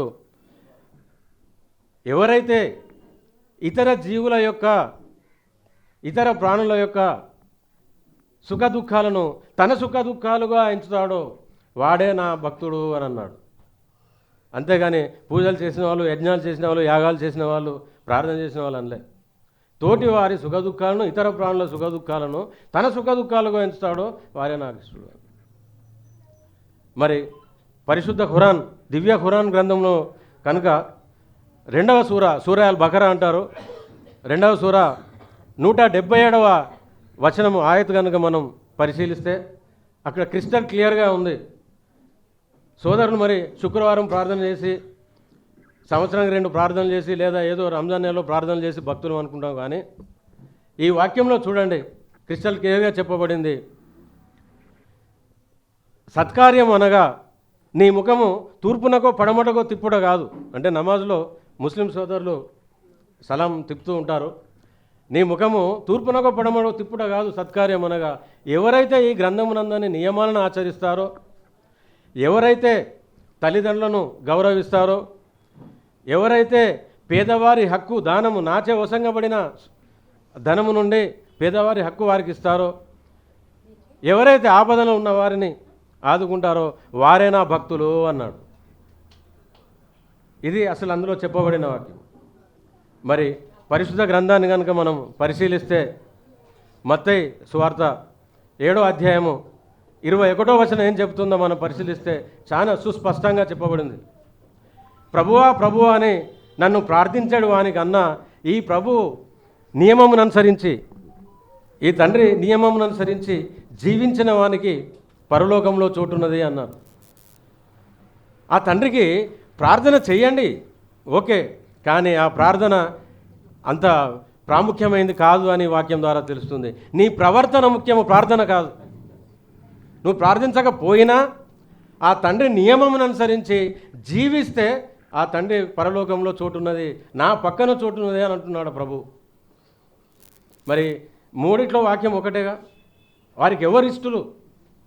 మరి ఆ పరమాత్మకి, ఆ ప్రభువుకు మనం ఇష్టలు కావాలి అని అంటే ఏం చేయాలి? ప్రార్థన చేయాలా? ధ్యానం ఒకటే కాదు, ఆ ధ్యానము ద్వారా పరివర్తన, ఆ ధ్యానం ద్వారా మనము పరివర్తన పొందడానికి ఉపయోగపడుతుంది. ఆ పరివర్తన ద్వారా మన ప్రవర్తనను మార్చుకోవాలి. మారు మనస్సు పొందితేనే కానీ మరి ఆ దేవుని రాజ్యాన్ని మనం చూడలేము అని అన్నది. మారు మనస్సు పొందాలి. మరి ఆ ప్రభు నియమాలు ఏంటి? మరి ఇక్కడ చెప్తున్నాడు కదా, నా నియమానుసారం జీవించిన వానికే నా పక్కన చోటుంది, ఆ పరలోకంలో చోటున్నది అని అన్నారు. ఆ నియమాలను కూడా చూస్తే ఎక్కడ వేరుగా ఏం లేవు. మరి ఆ నియమాలు ఇక్కడ ఉన్నట్టున్నది. నిర్గమకాండం 21వ అధ్యాయంలో ఉన్నది. ఒకసారి పరిశీలిస్తే కొద్దిగా తేడా 2, 3, 4 కరెక్ట్గా ఉన్నాయి. ఆ నియమాలు మొదటి 5ని చూద్దాము. ఒకటి చెప్పండి సోదరి, తెలుసా ఆ నియమాలు? నిర్గమకాండంలో నియమాలు ఎవరు చెప్తారు? మొదటిది అబద్ధం ఆడకము. ఓకే, నేనే చెప్తాను. అవునండి, గ్రంథం చదివిన వాళ్ళు ఎంతమంది ఉన్నారు ఇక్కడ? ఓకే, అదే చూపిస్తున్నాను ఇక్కడ ఉన్నాయని. అబద్ధం ఆడుకుము.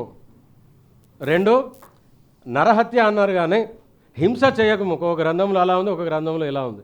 నేను అన్ని సంఘాల గ్రంథాలు చదివాను, కానీ ఇంగ్లీష్లో అసలైన గ్రంథం ఇంగ్లీష్ నుండి తెలుగుకు వచ్చింది కాబట్టి నేను ఇంగ్లీష్ను ప్రామాణికంగా, అది కూడా చదవాల్సి వచ్చింది కొన్ని అపోహల్ని, డౌట్స్ని క్లియర్ చేసుకోవడానికి. thou shall not kill 2వ ఆజ్ఞ. మొదటి 10 ఆజ్ఞల్లో, మోషే ప్రవక్తకి ఇచ్చిన, మైనునికి ఇచ్చిన 10 ఆజ్ఞల్లో మొదటి 5 చూసుకుంటే, ఒకటేమో అబద్ధం ఆడుకు, సత్యము, truth, your word should be impeccable అని, నీ మా వాక్కు పరిశుద్ధంగా ఉండాలి. 2వది thou shall not kill, నీవు చంపవద్దు. 2వ వాక్యాలు నీవు చంపవద్దు. దేన్ని అంటే దేన్ని చంపవద్దు.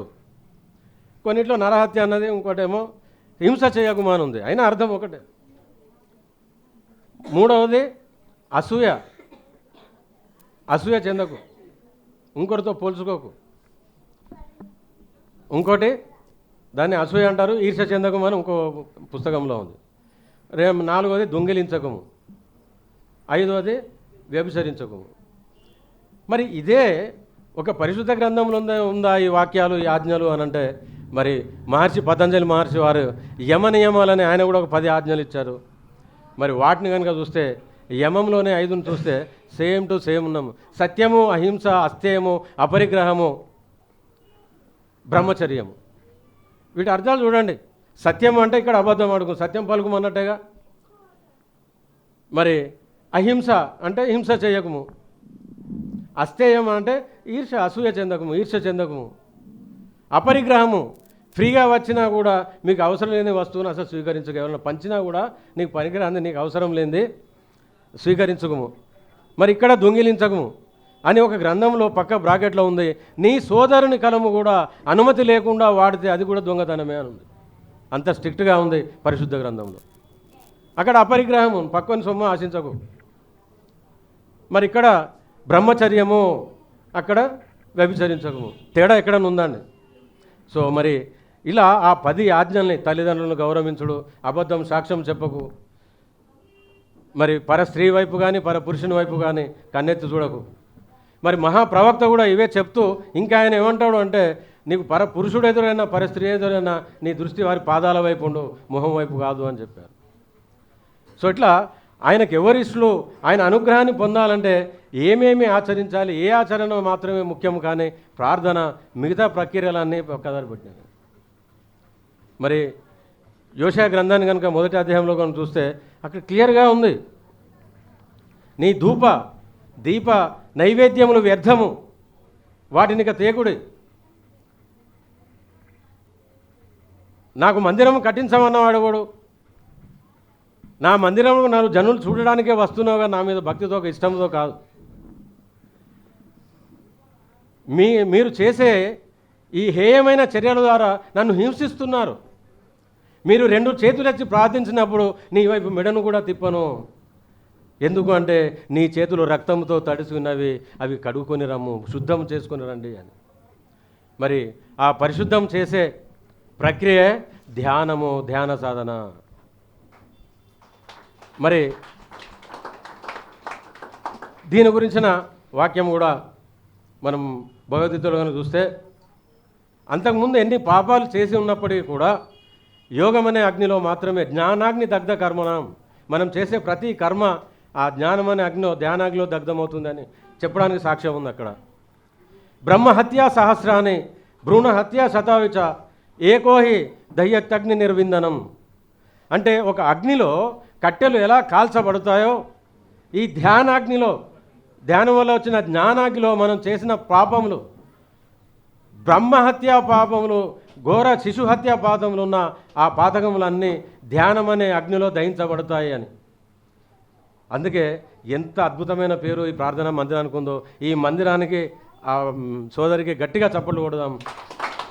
దహించు అగ్ని, ఆ దహించు అగ్నే ధ్యానాగ్ని. మై డియర్ ఫ్రెండ్స్, అత్యద్భుతమైన పేరును సృష్టించుకొని ఇక్కడ మరి ఆ దహించే అగ్నిని, మన కర్మల్ని దహించే ఆ ప్రార్థనా మందిరాన్ని నడుపుతున్నందుకు వారికి శిరస్సు వంచి నమస్సులు తెలియజేస్తున్నాను.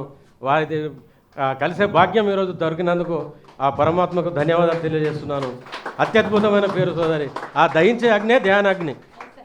ధ్యానం చేయబడ్డ ప్రతి మందిరము దహించు అగ్ని కేంద్రమే. మన కర్మలన్నీ ఇక్కడ దహించుకొని పునీతులుగా ఉన్నప్పుడే ఆ యెహోవా ఆ తండ్రి మన మొహం చూస్తాడు, మన వైపు దృష్టి సారిస్తాడు. ఇక్కడ నియమాల గురించి మాట్లాడుకుంటున్నాము, అవును కదా. ముందు ఏముంది? అబద్ధం ఆడకము లేదా సత్యము. అంటే మన వాక్కు పరిశుద్ధంగా ఉండాలి అన్నది ప్రతి గ్రంథంలో ఉంది. సత్యాన్ని ఆచరించాలి. మరి రెండవది ఏంటిది? నియమము. ఇప్పుడు మీ సబ్జెక్ట్ వస్తుంది. రెండవది ఏంటి? ఇక్కడేమో నరహత్య చేయకూడదు అని ఉంది. మరి సోదరి వారికి నా సూచన ఏంటంటే హింస చేయకమని రాయించండి.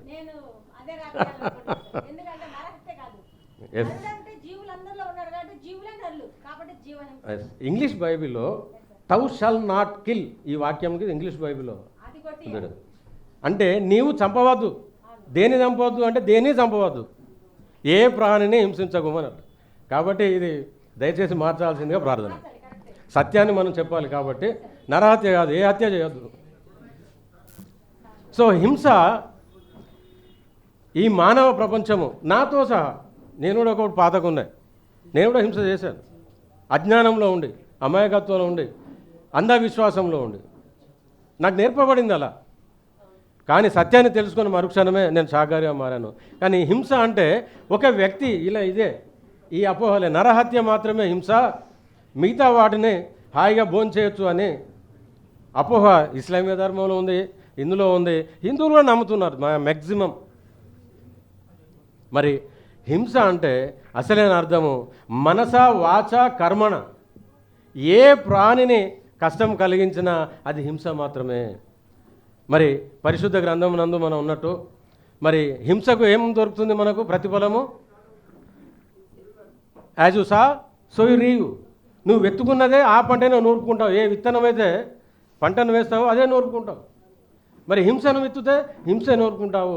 కాబట్టి మనకున్న రోగాలు, మనకున్న కష్టాలకు అన్నిటికీ కారణము మనం తెలుసో తెలియకో అబద్ధం సాక్ష్యం వినో చేస్తున్న హింసే.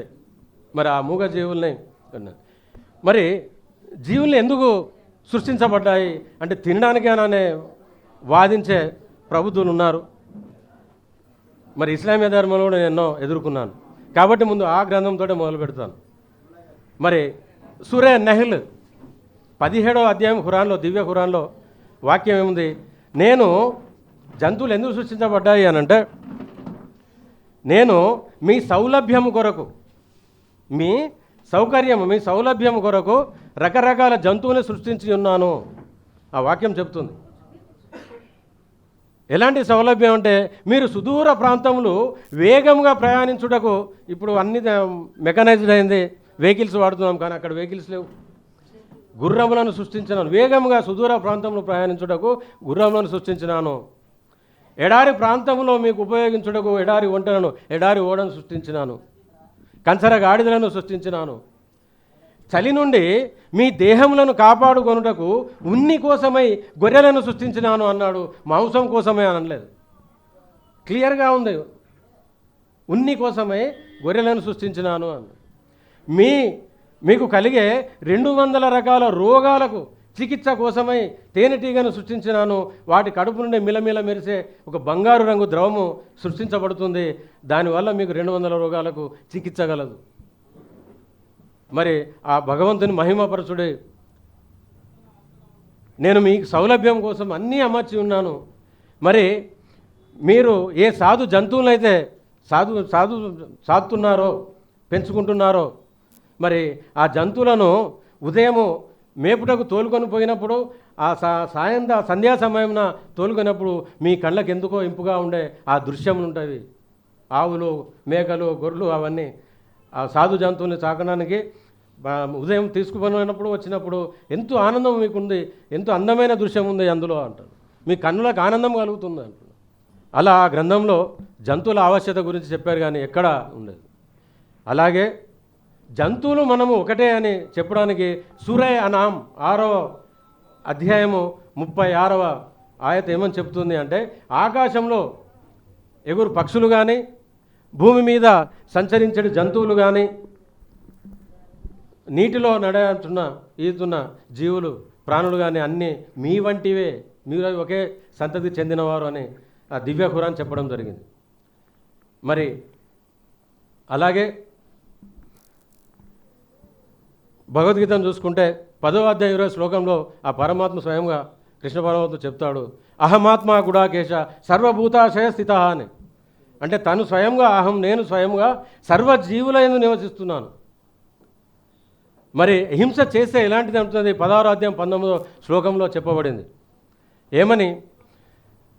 ఎవరైతే సర్వజీవులందు నివసిస్తున్న నన్ను హింసించు వాడిని దుఃఖపూరితమైన అసురయునులలో, రాక్షస జన్మలు అంటే నీచమైన జన్మలలో, దుఃఖముతో కష్టాలతో కూడుకున్న అధమమైన జన్మలను ఇస్తాను అని హెచ్చరిస్తున్నాడు.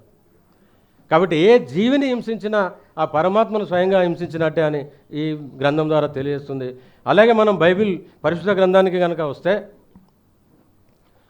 ఆది కాండంలోనే ఈ సృష్టిని రచించినప్పుడు ఆ యెహోవా 6 దినములలో ఈ సృష్టిని రచించి 7వ దినమును విశ్రాంతి దినముగా ప్రకటించుకొని, ఆ తర్వాత మరి ఒకదానితోనొకటి సరిపోలని ఫలములను తయారు చేసి, ఫలములనిచ్చు వృక్షములను తయారు చేసి ఈ ఫలములు మానవులకు ఆహారమగునని నిశ్చయించాడు. అంతేగాని రకరకాల జంతువులను సృష్టించి వీటికి ఆహారం అవును అని అనలేదు. అలాగే ఆ పక్షుల ఆహారమును, జంతువుల ఆహారమును నిశ్చయించి అప్పుడు తృప్తిగా ఉంటూ మరి ఆదం హవ్వ వారిని ఏమని ఆదేశించాడు అంటే, మీరు పుత్ర పౌత్ర పర్యంతము ఈ దిగ్దిగంతములన్నీ వ్యాపించి ఈ భూమండలంను ఏలికలుగా ప్రకటిస్తున్నాను. ఏలుకోండి అన్నాడు, ఏలమన్నాడు. ఏలిక అంటే పరిపాలించమన్నాడు, పాలించమన్నాడు, రక్షించమన్నాడు. పరిపాలించడం అంటే, ఏలుకోవడం అంటే రక్షించడం, భక్షించడం కాదు. మరి మనము ఈ భూమండలానికి ఏలుకలుగా పంపాడు తప్ప భక్షకులుగా కాదు, రక్షకులుగా పంపాడు. కానీ మనము అజ్ఞానంతో, అహంకారంతో, మూర్ఖత్వంతో వాటిని భక్షిస్తూ ఈ భూమి మీద సర్వపాపాలు కారణమవుతున్నాం. కాబట్టి మై డియర్ ఫ్రెండ్స్, ఏ గ్రంథము కూడా వాటిని భక్షించమని లేదు, రక్షించమని మాత్రమే చెప్పబడింది. అలాగే యోష గ్రంథం 66 మనం చూస్తే, ఎద్దును చంపినవాడు నరుని చంపినవాని వంటి వాడే. అంటే ఒక జంతువు, ఎద్దు అంటే ఎద్దు ఒకటే కాదు, ఏ జంతువును చంపినా నరుని చంపితే ఎంత పాతకమో ఈక్వల్ పాతకమో అని.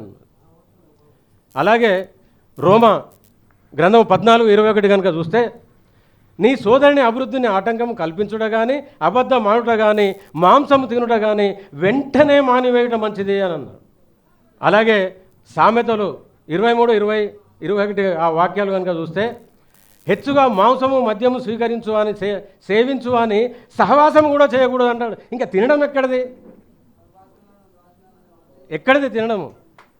ఈ ప్రభు ఆజ్ఞగా, దేవుని వాక్యగా, పరిశుద్ధ వాక్యగా. మరి ఈ వాక్యము, ఈ సువార్తను ఆచరించాలా వద్దా? మరి ఒకవైపు దేవుని వాక్కునే భంగపరిచి ప్రభువా నన్ను రక్షించు అనడము ఎంత అవివేకమో చూడండి.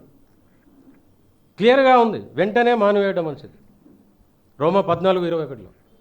అలాగే దానియేలు గ్రంథానికి వస్తే, దానియేలు మహాత్ముడు స్వప్న వృత్తాంతములను తెలియజేయగల మహాజ్ఞాని, ఆయనకు చప్పట్లు కొడదాము.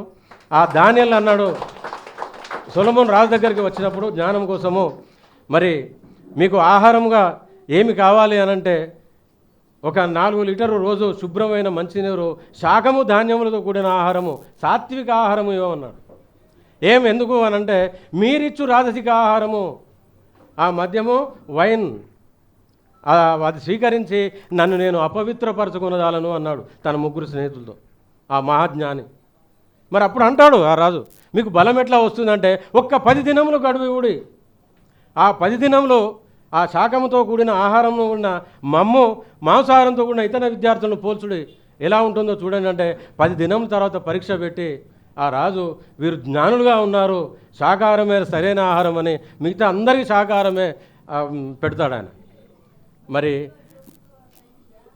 సోదరమణులారా, మరి ఎన్ని వాక్యాలు చెప్పాలో చెప్పండి. ఇంకా పౌలు అన్నాడు, నీ సోదరుడు అభ్యంతర పెట్టిన ఆహారము అది గక్కున విడిచిపోయి అప్పటిదప్పుడే విడిచిపోయి అన్నాడు. మరి మీ సోదరుని నేను అభ్యంతర పెడుతున్నాను, ఆ పాపపు ఆహారాన్ని వదిలేయండి అని అభ్యంతర పెట్టడం కాదు, అభ్యర్థిస్తున్నాను మీకు శిరస్సు వంచి. మరి ఇక నుండి ఈ వాక్యం విన్న ప్రతి ఒక్కరూ శాకాహారులుగా మారి ఆ ప్రభు కృపకు పాత్రులు అవుతారని ఆశిస్తున్నాను.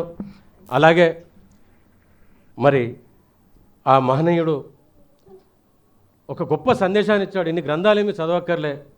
ఆ జీసస్ క్రైస్ట్ ఆయన ఇచ్చిన ఒక 3 సూచనల్ని, ఆదేశాలని ఆచరిస్తే మనం అంటాము, మనం చనిపోయిన తర్వాత మరణం తర్వాత ఎక్కడికి చేరుకోవాలనుకుంటాము? ఏ లోకానికి చేరుకోవాలనుకుంటాము? దేవుని రాజ్యానికి, లేదా స్వర్గం అందాం. అవునా? ఇప్పుడు వద్దా స్వర్గము? ఇప్పుడు నరకంలో ఉందామా? ఇక్కడే కావాలి. ఇక్కడ ఎంతమందికి కావాలి? ఇక్కడే స్వర్గం ఎంతమందికి కావాలి? కొందరు అనుమానంగా ఉన్నారు, వస్తుందో లేదో అని అనుమానం. Okay, thank you. ఆయన ఈ 3 ఆచరణ కనుక మనం చేస్తే మనం ఆ పరలోకం కాదు, ఈ లోకమే స్వర్గం అవుతుంది. ఆ 3 ఆచరణలు ఒకటే, fill all the heart with all the love.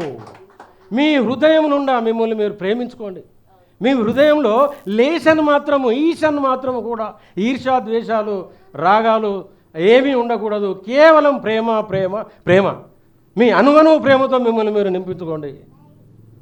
మరి రెండవది, మిమ్మల్ని మీరు ఎంతగా ప్రేమిస్తున్నారో, మిమ్మల్ని మీరు ఎంతగా ప్రేమించుకొనుతున్నారో మీ తోటి ప్రాణుని ప్రేమించండి. మరి అసలు చివరైన 3వ వాక్యం ఏంటి? మీరు ఇతరుల నుండి ఏమి ఆశిస్తున్నారో అది మీరు ముందుగా వారికి ప్రసాదించండి, ముందుగా ఇవ్వండి అన్నారు. మరి ఎదుటి ప్రాణులు కానీ, జీవులు కానీ, మానవులు కానీ మనం ఏమి ఆశిస్తామో ఎదుటి వారి నుండి ప్రేమని, అనురాగాన్ని, గౌరవాన్ని, మర్యాదను, శాంతిని, సౌరభ్యాన్ని ఎన్ని ఆశిస్తామో. కానీ ఆశించినప్పుడు ముందు ఏమి ఇవ్వాలి? మనం ఇవ్వాలి. So don't be a seeker, be a giver. అడుగుకునేవారిలాగా, ఆశించేవారిలా కాదు, ఇచ్చేవారిలాగా ఉండండి, పుచ్చుకునేవారిలాగా కాదు. సో ముందు మీరు ఇవ్వండి, అదే మీరు పొందుతారు. As you sow so you Reeve. ఏదైతే మనం విత్తుకుంటామో ఆ పంటనే నూర్పుకుంటాము అని చెప్పాడు. ఇంకా పేతురుతో అంటాడు, కత్తి చేత పట్టినవాడు కత్తి చేతనే మరణించును, హింసను చేసినవాడు హింసకే పాత్రుడవుతాడు.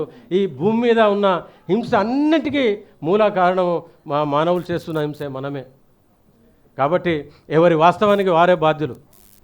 మరి మన వాస్తవానికి మనమే భాగ్యం. ఆ ప్రభువు ఏమీ లేదు. ఆయన నియమానుసారము జీవించిన వారందరూ ఉంటాడు. అందుకే మరి మనం మోక్షం పొందాలి అంటే ఏమన్నాడు? ప్రకటన గ్రంథం 3:12 ఏమని చెప్తోంది సోదరి? జయించినవాడు, మనసు పొందినవాడు, జయించినవాడు నా తండ్రి ఆస్థానంలో స్తంభము వలె స్థిరముగా నిలిచిపోవును, ఇక మళ్ళీ బయటికి వెళ్ళడం ఉండదు అని ఆ వాక్యం చెబుతోంది. అంటే ఇక్కడ మోక్షము అన్నీ సాక్షాత్కారము, సాఫల్యము పొందిన వాళ్ళందరూ పర్మనెంట్గా స్వర్గం లోకంలో, ఆ పరలోకంలో ఉంటారు. పరలోకం కాదు, అది మనలోకము, ఇది పరలోకము. మనం అక్కడి నుండి వచ్చిన దివ్యాత్మను మర్చిపోయి మనం పరలోకం అంటున్నాం సోదరి. ఇది మన పరలోకము, నేర్చుకోవడానికి వచ్చిన పరలోకము, మన అసలైన లోకము. అది ఆ అసలైన లోకాన్ని చేరుకోవాలి అని అంటే ఇక్కడ జయించబడాలి, ఉత్తీర్ణత సాధించాలి. ఒకవేళ ఫెయిల్ అయితే మళ్ళీ రావాలి, అదే పునర్జన్మ. ప్రకటన గ్రంథం అదే చెప్తుంది. మన సంఘ కాపులు చాలామంది జన్మ లేదు ఇది ఒకటే అంటారు. అదేం కాదు. 10వ తరగతి ఫెయిల్ అయితే 10వ తరగతి చదువుతూనే ఉండాలి, పడుతూనే ఉండాలి. పునరపి జననం పునరపి మరణం, మళ్ళీ వస్తూనే ఉండాలి. కబీర్ మహాశయుడు అంటాడు, మరతే మరతే జగమరా మరనా జానే కోయ్, ఐసా మరణ కొయిన మర ఫిర్నా మరణ హోయ్ అని అంటాడు. చస్తూ ఈ జనమంతా చస్తూనే ఉన్నారు, కానీ ఎలా చావాలో తెలిసి చావట్లేదు. మరి ఎలాంటి చావు చావాలి అంటే మళ్ళీ చచ్చే చావు లేకుండా ఒకే చావు చావాలి. ఆ ఎలాంటి చావు చావాలో నాకు నేర్పిన గురువు బ్రహ్మశ్రీ పత్రిజీ.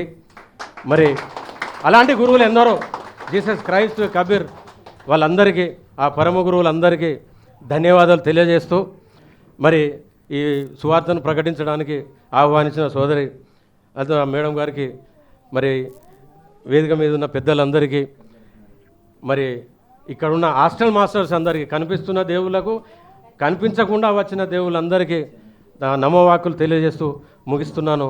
Thank you. అనిల్ కుమార్ గారు, నాగార్జున సాగర్ నుంచి. ఇప్పుడు మనందరం ఎదురు చూస్తున్నటువంటి మరి మహానుభావుడు సంత్ సదానందగిరి హిమాలయ యోగి వారి యొక్క సందేశాన్ని తీసుకుందాము. అందరము దానికోసం వచ్చాం కదా, మరి అద్భుతంగా ఆ సందేశాన్ని తీసుకుందాం. శ్రీ శ్రీ శ్రీ శ్రీ హిమాలయ యోగి సంత్ సదానంద యోగి గిరి గారు. గం గణపతియే నమః, ఐం సరస్వతియే నమః, శ్రీ గురుభ్యో నమః. మా గురుగారైనటువంటి మహంత్ హిమాలయ గిరిజీ మహారాజ్ వారి పాదపద్మములను మనస్సులో స్మరించుకొని, ధ్యాన జగత్తు నిర్మాత అయిన శ్రీమాన్ పత్రిజీ గారికి, లోకంలో శాంతిదూతగా అవతరించినటువంటి శ్రీమాన్ యేసు ప్రభువారికి, వేదికను అలంకరించిన పెద్దలకు, ధ్యానార్థులై వచ్చిన మీ అందరికీ శిరస్సు వంచి నమస్కారాలు.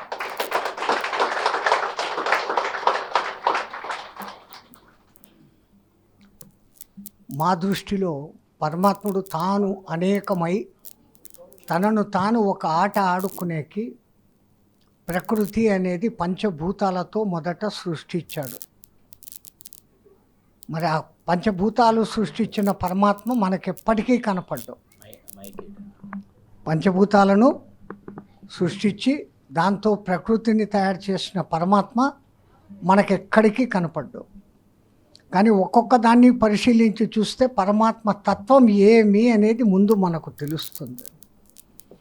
ఇప్పుడు నీళ్లు ఉన్నాయి, మేము హిందీలో దాన్ని పానీ అంటాం, మీ తెలుగులో దాన్ని నీళ్లు అంటారు, మలయాళంలో వెళ్ళం అంటారు, తమిళంలో దాన్ని తన్ని అంటారు, మరాఠీ భాషలో పినాచే పానీ అంటారు, బెంగాలీ భాషలో పేయోషో జల్ అంటారు, ఇంగ్లీష్ వాడు వాటర్ అంటాడు. ఇప్పుడు నేను నీళ్లు చూపించి మీకు చూపిస్తే మీరు ఇప్పుడు దాన్ని ఏమంటారు? మీ వరకు మీకు తెలిసిన పరిధి, మీ తాత తండ్రులు మొదటి నుంచి నేర్పిస్తున్న భాష, దానికి ఆ పేరు పెట్టాం.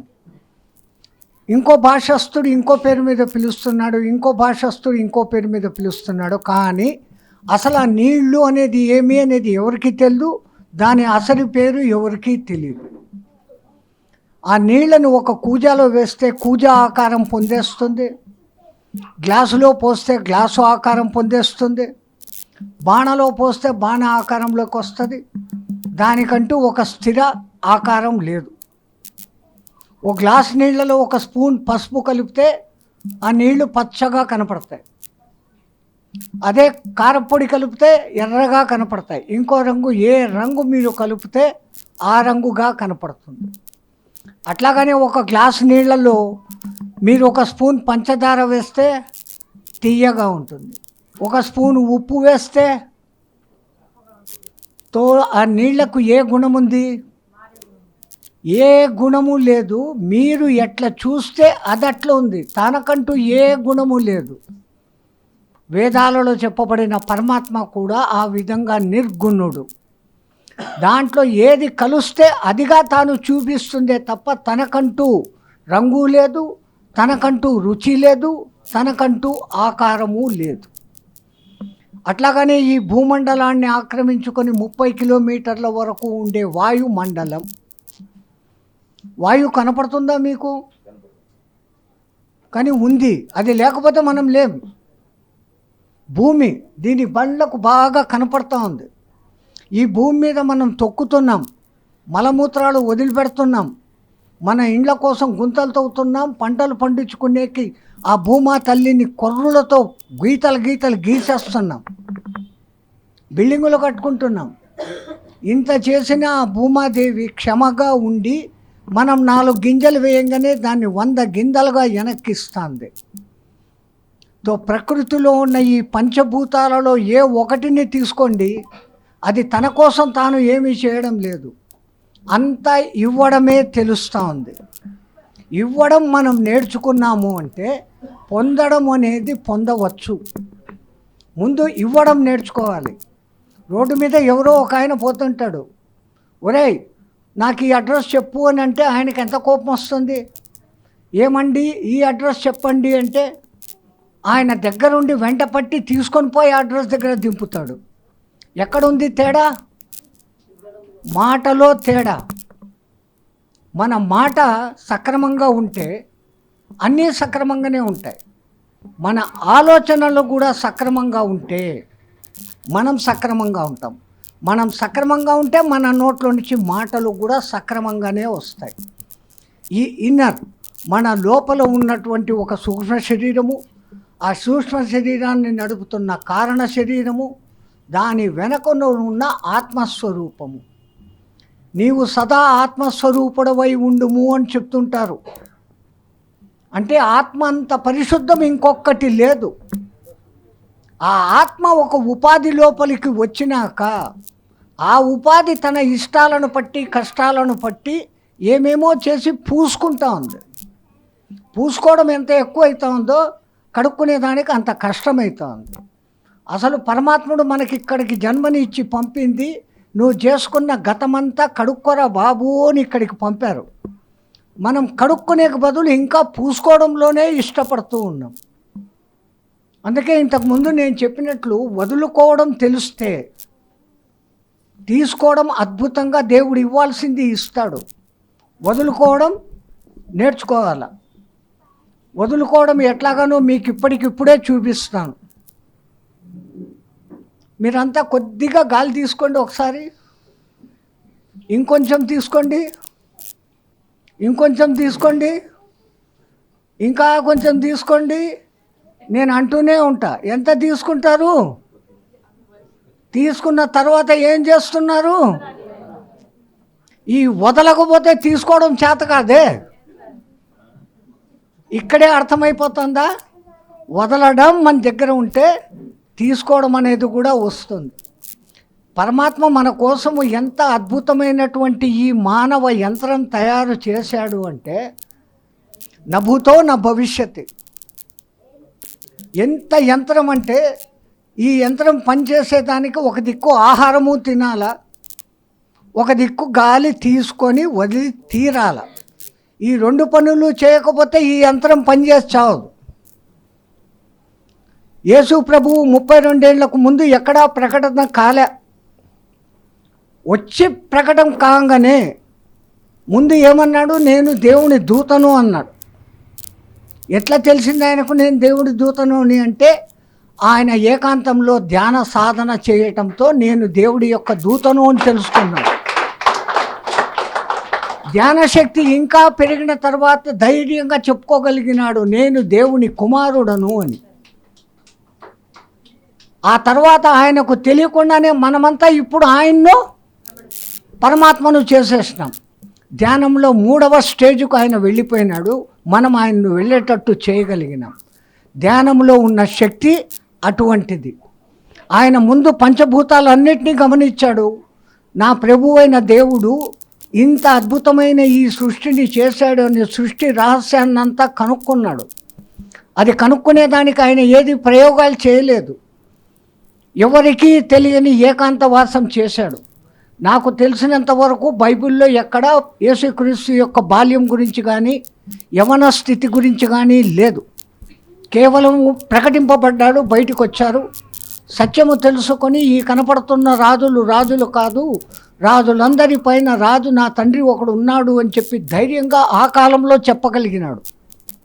అప్పుడున్న రాజులంతా నేనే దేవుణ్ణి అనుకునే స్థితిలో మూర్ఖంగా ఉన్న జనాలు.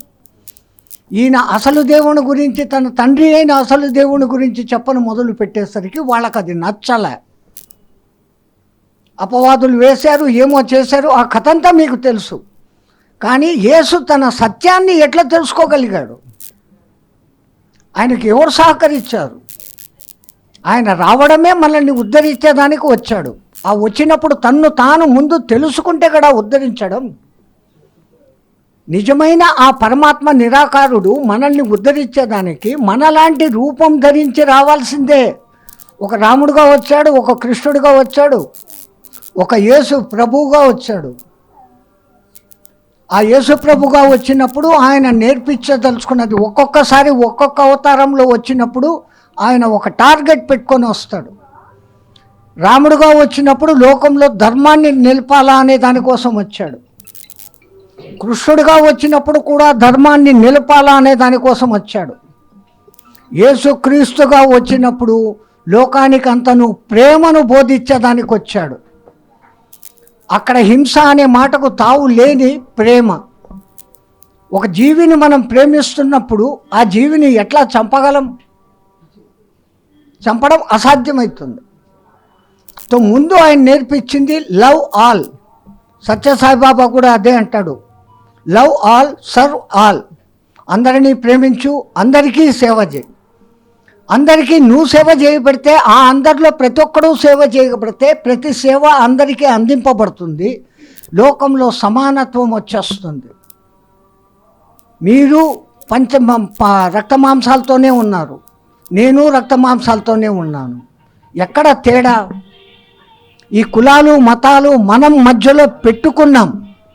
దీని అన్నిటికన్నా ముందు మనం మానవులం. ఆ మానవ జాతి ఒక్కటే.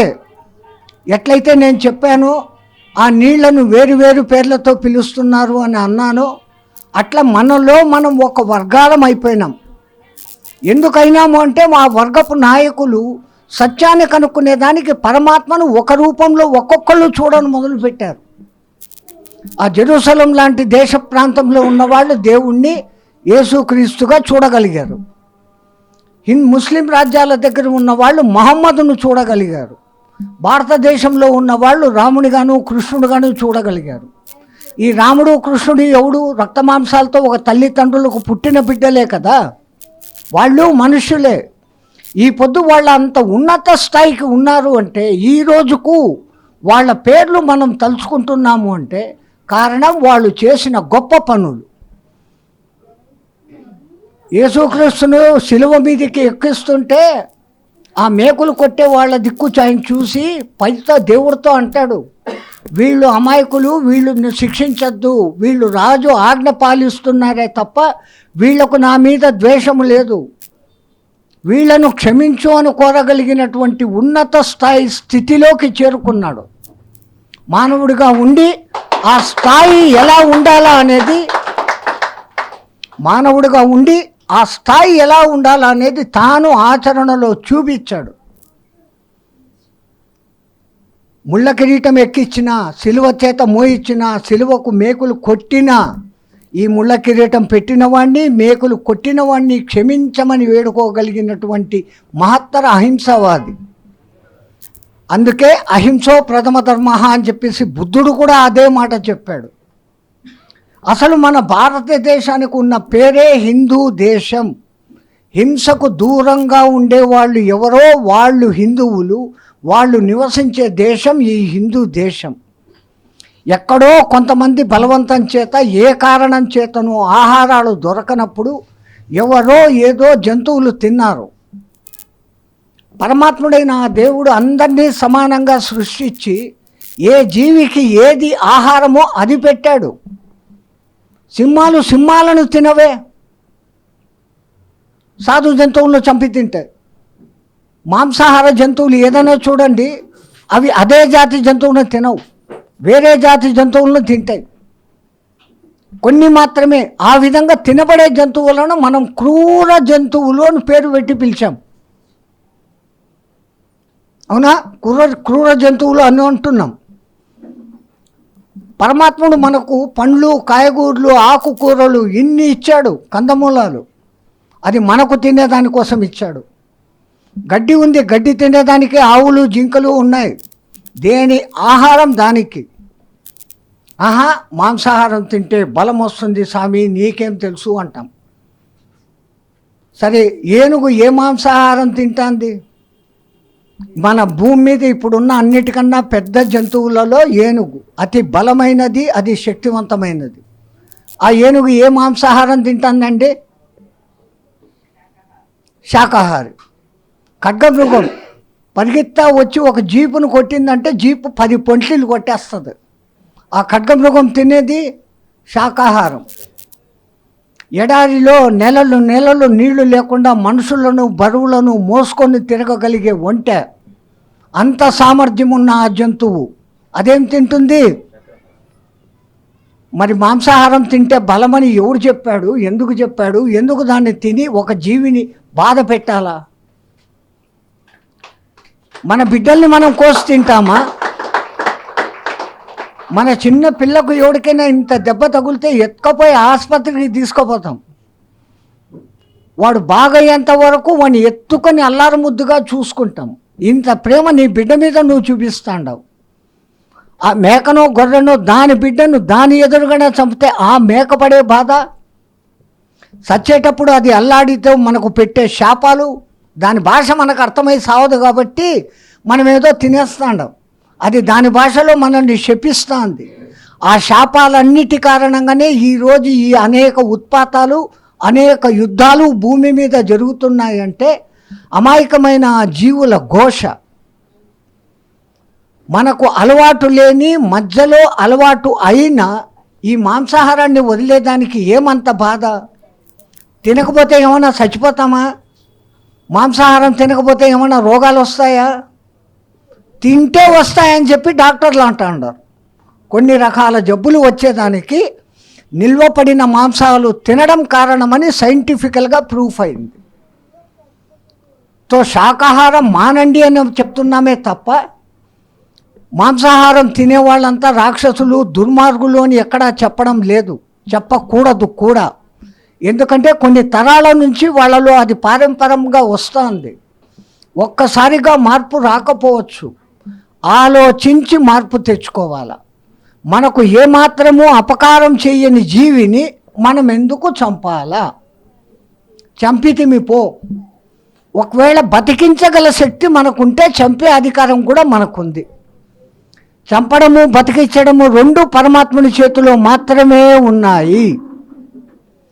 మనం కూడా యేసు ప్రభువులాగా ఒక స్టేజ్ నుంచి ఒక స్టేజ్కు, ఒక స్టేజ్ నుంచి ఒక స్టేజ్కు ఆయన ఎలాగైతే 3 మెట్లు ఎక్కాడో, దేవుని దూతనని, దేవుని కుమారుడని, దేవుడే అయిపోగలిగినాడో,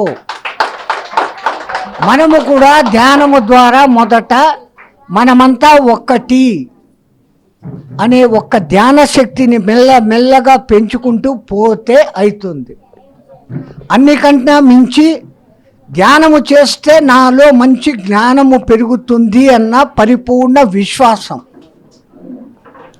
ఈ పరిపూర్ణ విశ్వాసం అనేది లేకపోతే, పరిపూర్ణమైన విశ్వాసం లేకపోతే మనం ఏమీ చేయలేం. అన్నిటికన్నా ముందు మనకు ఉండాల్సింది విశ్వాసం. ఆ విశ్వాసం మనకు ఎంత బలంగా ఉంటే మనం అన్నిటినీ అంత బాగా సాధించుకోగలం. ఈ విశ్వాసం గురించి ఒక చిన్న కథ చెప్పి తొందరగా ముగిస్తాను. మాట్లాడే వాళ్ళు ఇంకా ఉన్నారు. ఒక ఆయన కట్టెలు కొట్టేవాడు ఉండేవాడు. ఆయనకు ఒక భార్య, 2 కొడుకులు ఉండేవాళ్ళు. వాళ్ళ బతుకు తెరువు అంతా ఆ కట్టెలు కొట్టడం మీదనే ఆధారం. ఆయన రోజు అడవికి పోవాలా, కట్టెలు కొట్టుకోవాలా, ఊర్లో అమ్మాలా, అమ్మిన వచ్చిన డబ్బులతో బతకాల. అట్లా ఉంటున్న కాలంలో ఒకసారి ఈయన అడవి లోపలికి కట్టెలు కానీ పోయాడు. ఆడ ఒక చెట్టును కొడతామని చూస్తే ఆ చెట్టు మీద చీమలు పాకుతా పోతా ఉండే. ప్రతి చీమ నోట్లో కూడా ఒక ధాన్యపు గింజ ఉంది.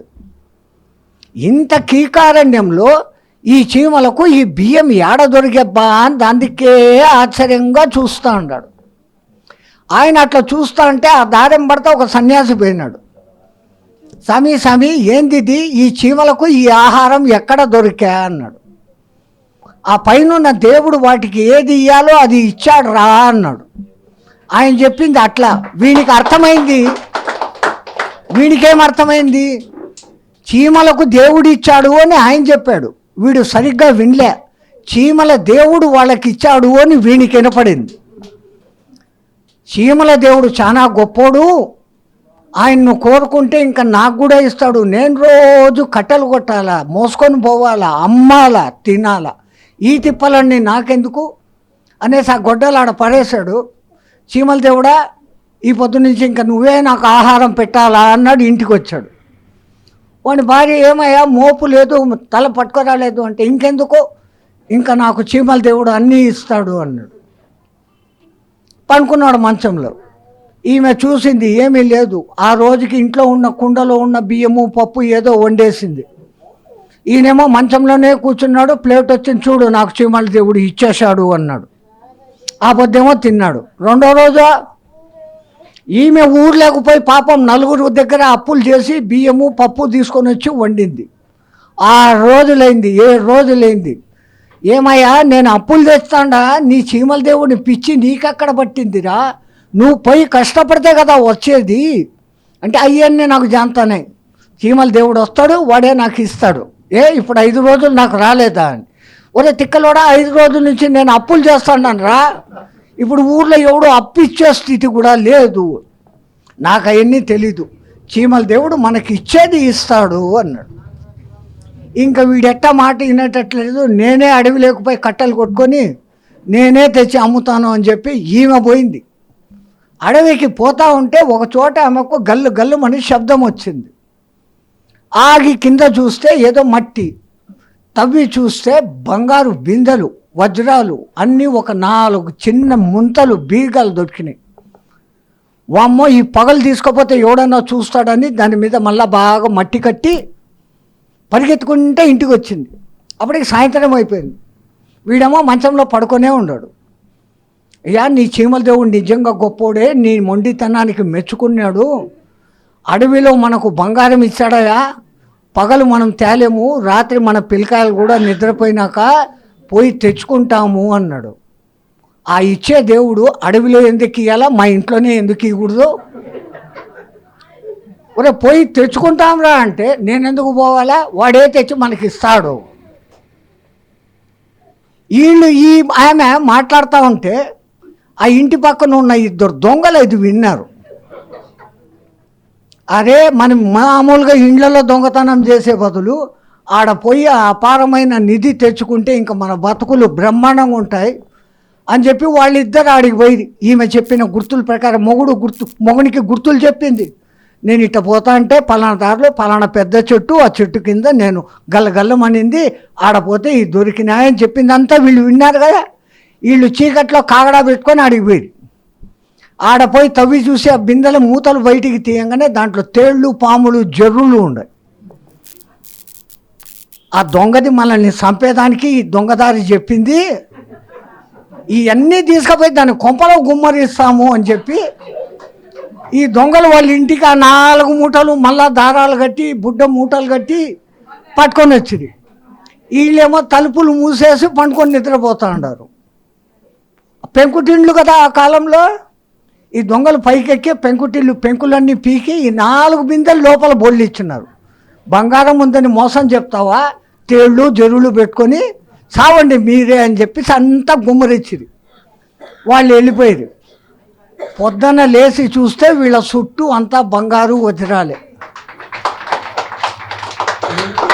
చీమల దేవుడు వాని మొండితనానికి ఇచ్చాడు, వాడైతే ఇచ్చాడు.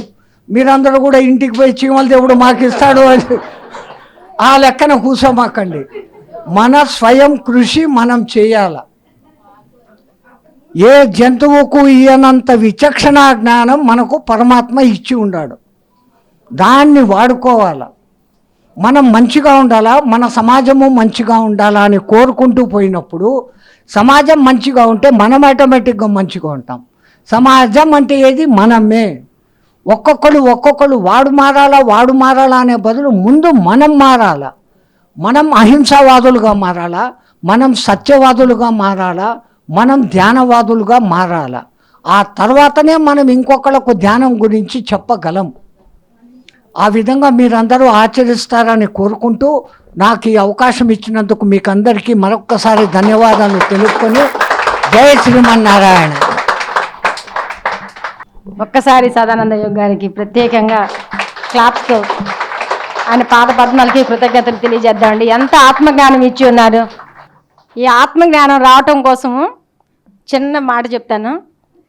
108 రోజులు నేను ఆ పిరమిడ్ కింద కూర్చొని ఆ విశ్వశక్తిని లాక్కుంటేనే ఆ సార్ యొక్క జ్ఞానం మనకు అందింది. 108 రోజులు, ఈ రోజుతో లాస్ట్. మరి ఇంత గొప్ప కృపనిచ్చినందుకు ఎంత ఆనందంగా స్వీకరించాలి. అందరికీ చాలా వినయంగా విని గ్రహిస్తూ ఉన్నందుకు చాలా చాలా థ్యాంక్స్. ఇప్పుడు ప్రత్యేకంగా మళ్ళా మాస్టర్ మనకి ఆత్మజ్ఞానం అందిస్తూ ఉంటారు. అందరికీ నమస్కారం. నా పేరు సతీష్, నాగార్జున సాగర్. అందరికీ నూతన సంవత్సర శుభాకాంక్షలు. పిఎస్ఎస్ఎం వ్యవస్థాపకులు బ్రహ్మర్షి పితామహ పత్రిజీ వారికి, అలాగే కరుణామయుడు అయిన యేసుప్రభు వారికి, పరమ గురువులందరికీ ధన్యవాదాలు తెలియపరుచుకుందాం. మనం ఈరోజు ఇంత అద్భుతమైన జ్ఞానాన్ని తీసుకుంటున్నామంటే దానికి కారణభూతులైన వారందరికీ మన ధన్యవాదాలు తెలియపరచుకోవాలి. అలాగే ఇక్కడికి విచ్చేసిన సంత్ సదానందగిరి వారికి, గుంటూరు పిఎస్ఎస్ఎం ప్రెసిడెంట్ లక్ష్మణరావు గారికి, రహీం మాస్టర్ గారికి, మన పల్నాడు అద్భుతంగా పల్నాడుని ధ్యానమయ్యి చేస్తున్న గురునాథం స్వామి గారికి, అనిల్ కుమార్ గారికి, మరీ ముఖ్యంగా దహించు అగ్ని ధ్యాన ప్రార్థనా మందిరం వ్యవస్థాపకురాలు పాస్టర్ అమ్మ లలిత మేడం, వారు లేకుండా ఈ కార్యక్రమం లేదు. నేను గమనించాను ఆవిడ ఎంత తపన, అహింస, యేసుప్రభు యొక్క కరుణా సందేశాలు విస్తృతంగా బలంగా ప్రజల్లోకి తీసుకువెళ్ళాలి. మరి క్రిస్టియన్ కమ్యూనిటీలో కూడా, చర్చిలో ఉన్న ప్రార్థన చేసే అందరికీ విశ్వవ్యాప్తంగా ఈ మెసేజ్ తీసుకెళ్ళాలని ఎంతో తపన. ఆవిడ ఈ ప్రోగ్రాం కోసం అందరిని పిలవండి అంటే నేను లక్ష్మణరావు సార్ని ఇట్లా అందరు మాస్టర్స్ని ఇన్వైట్ చేశాను. సో ఇది అత్యద్భుతమైన కార్యక్రమం నేను భావిస్తున్నా. ఈ కార్యక్రమానికి మరి ఒక అద్భుతమైన మాస్టర్ వచ్చారు నాగార్జున సాగర్ నుంచి, బి అనిల్ కుమార్. నేను టూకీగా చెప్తాను. 2001లో పత్రిగారిని కలిశారు ఈయన నకరేకల్ అనే పట్టణంలో. పత్రిగారు చూసిన కాసేపటికి ఆయన్ని చూసి పక్క తీసుకెళ్ళిపోయి ఆయనతో ధ్యానానికి సంబంధించిన సజెషన్స్ ఇచ్చారు. తర్వాత నేను రెగ్యులర్గా మీకు మెసేజెస్ ఇస్తాను, గైడ్ చేస్తాను, మీరు బాగా ధ్యానం చేయండి అని ఆయనకి చెప్పారు. రిటర్న్లో మేము నాగార్జున సాగర్ వచ్చేస్తున్నాం జీప్లో. అప్పుడు స్టార్ట్ చేసేసారు ఇంకా మెసేజెస్ ఇవ్వటం అనిల్ కుమార్ గారికి. గట్టిగా చప్పట్లు కొడదాం. తర్వాత రెగ్యులర్గా అప్పుడు బుక్స్ లేవు, మాస్టర్స్ లేరు, ఓన్లీ క్యాసెట్స్ ఉండేవి. డి శివప్రసాద్ గారు తయారు చేసిన క్యాసెట్స్ ఉండేవి, ఫ్లూట్ మ్యూజిక్ క్యాసెట్స్ ఉండేవి. ఇంకా గైడెన్స్ లేదు. మాస్టర్స్ కూడా హైదరాబాద్లో, మరి విజయవాడలో జక్కారావు గారు హైదరాబాద్లో ఇట్లా ఉండేవాళ్ళు. దగ్గరలో కూడా మాస్టర్స్ లేరు. మరి అలాంటప్పుడు అక్కడ నాగార్జున సాగర్లో కొత్తగా ధ్యానానికి ఇద్దరం వచ్చాము. మరి అక్కడ సెంటర్ డెవలప్ కావాలి, అక్కడ మాస్టర్స్కి జ్ఞానం అందాలి. మనం రోజు సార్తో తిరగలేమనుకోండి. అప్పుడు సార్ ఏం చేశాడు, యాస్ట్రల్గా మెసేజెస్ ఇవ్వటం మొదలుపెట్టాడు అనిల్ కుమార్ గారికి. మీరు ప్రతిరోజు ధ్యానం చేయండి, మీరు ధ్యాన ప్రచారకులు, అందరికీ ధ్యానం చెప్పండి, వెళ్ళి చెప్పండి, మీకు తెలిసిన అనుభవమే, మీకు వచ్చిన అనుభవమే చెప్పండి. మీరు ఏ పుస్తకాలు అందులో సబ్జెక్ట్ చెప్పక్కర్లా, ధ్యానంలో కూర్చుంటే ఏదో ఒక అనుభవం వస్తుంది. గాలిలో తేలినట్లుగా ఉంటుంది, కలర్స్ కనిపించవచ్చు, ప్రకృతి దృశ్యాలు కనిపించవచ్చు, ఏదో ఒక అనుభవం వస్తుంది ప్రతి ఒక్కళ్ళకి. ఆ అనుభవమే చెప్పండి, ధ్యానం మంచిదని చెప్పండి, అందరికీ బోధిస్తుంటే ఎదుగుతాము. మీరు ప్రచారకులని విస్తృతంగా ఎంకరేజ్ చేసేవాళ్ళు. ప్రతిరోజు ఆయన మెసేజెస్ తీసుకునేవాడు. ఆయనకి గురువుగారు ఏం చెప్పాడు, పత్రి సార్ ఏం చెప్పాడంటే, ఒక డైరీ పెట్టుకొని నువ్వు ఏ టైంలో ధ్యానంలో కూర్చున్నావు, ఏ రోజు ధ్యానంలో కూర్చున్నావో రికార్డ్ చేయి.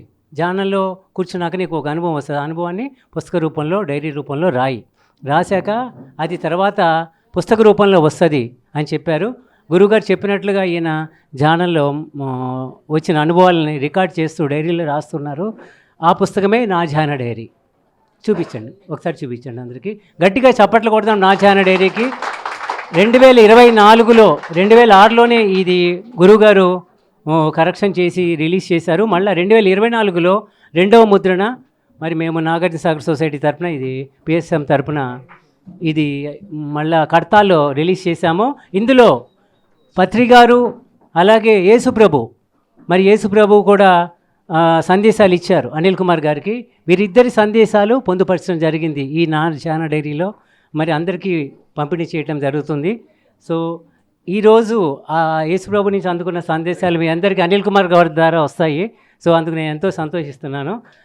కరుణామయుడు యేసుప్రభు, మరి కరుణామయుడి సందేశం ఏముంటుంది?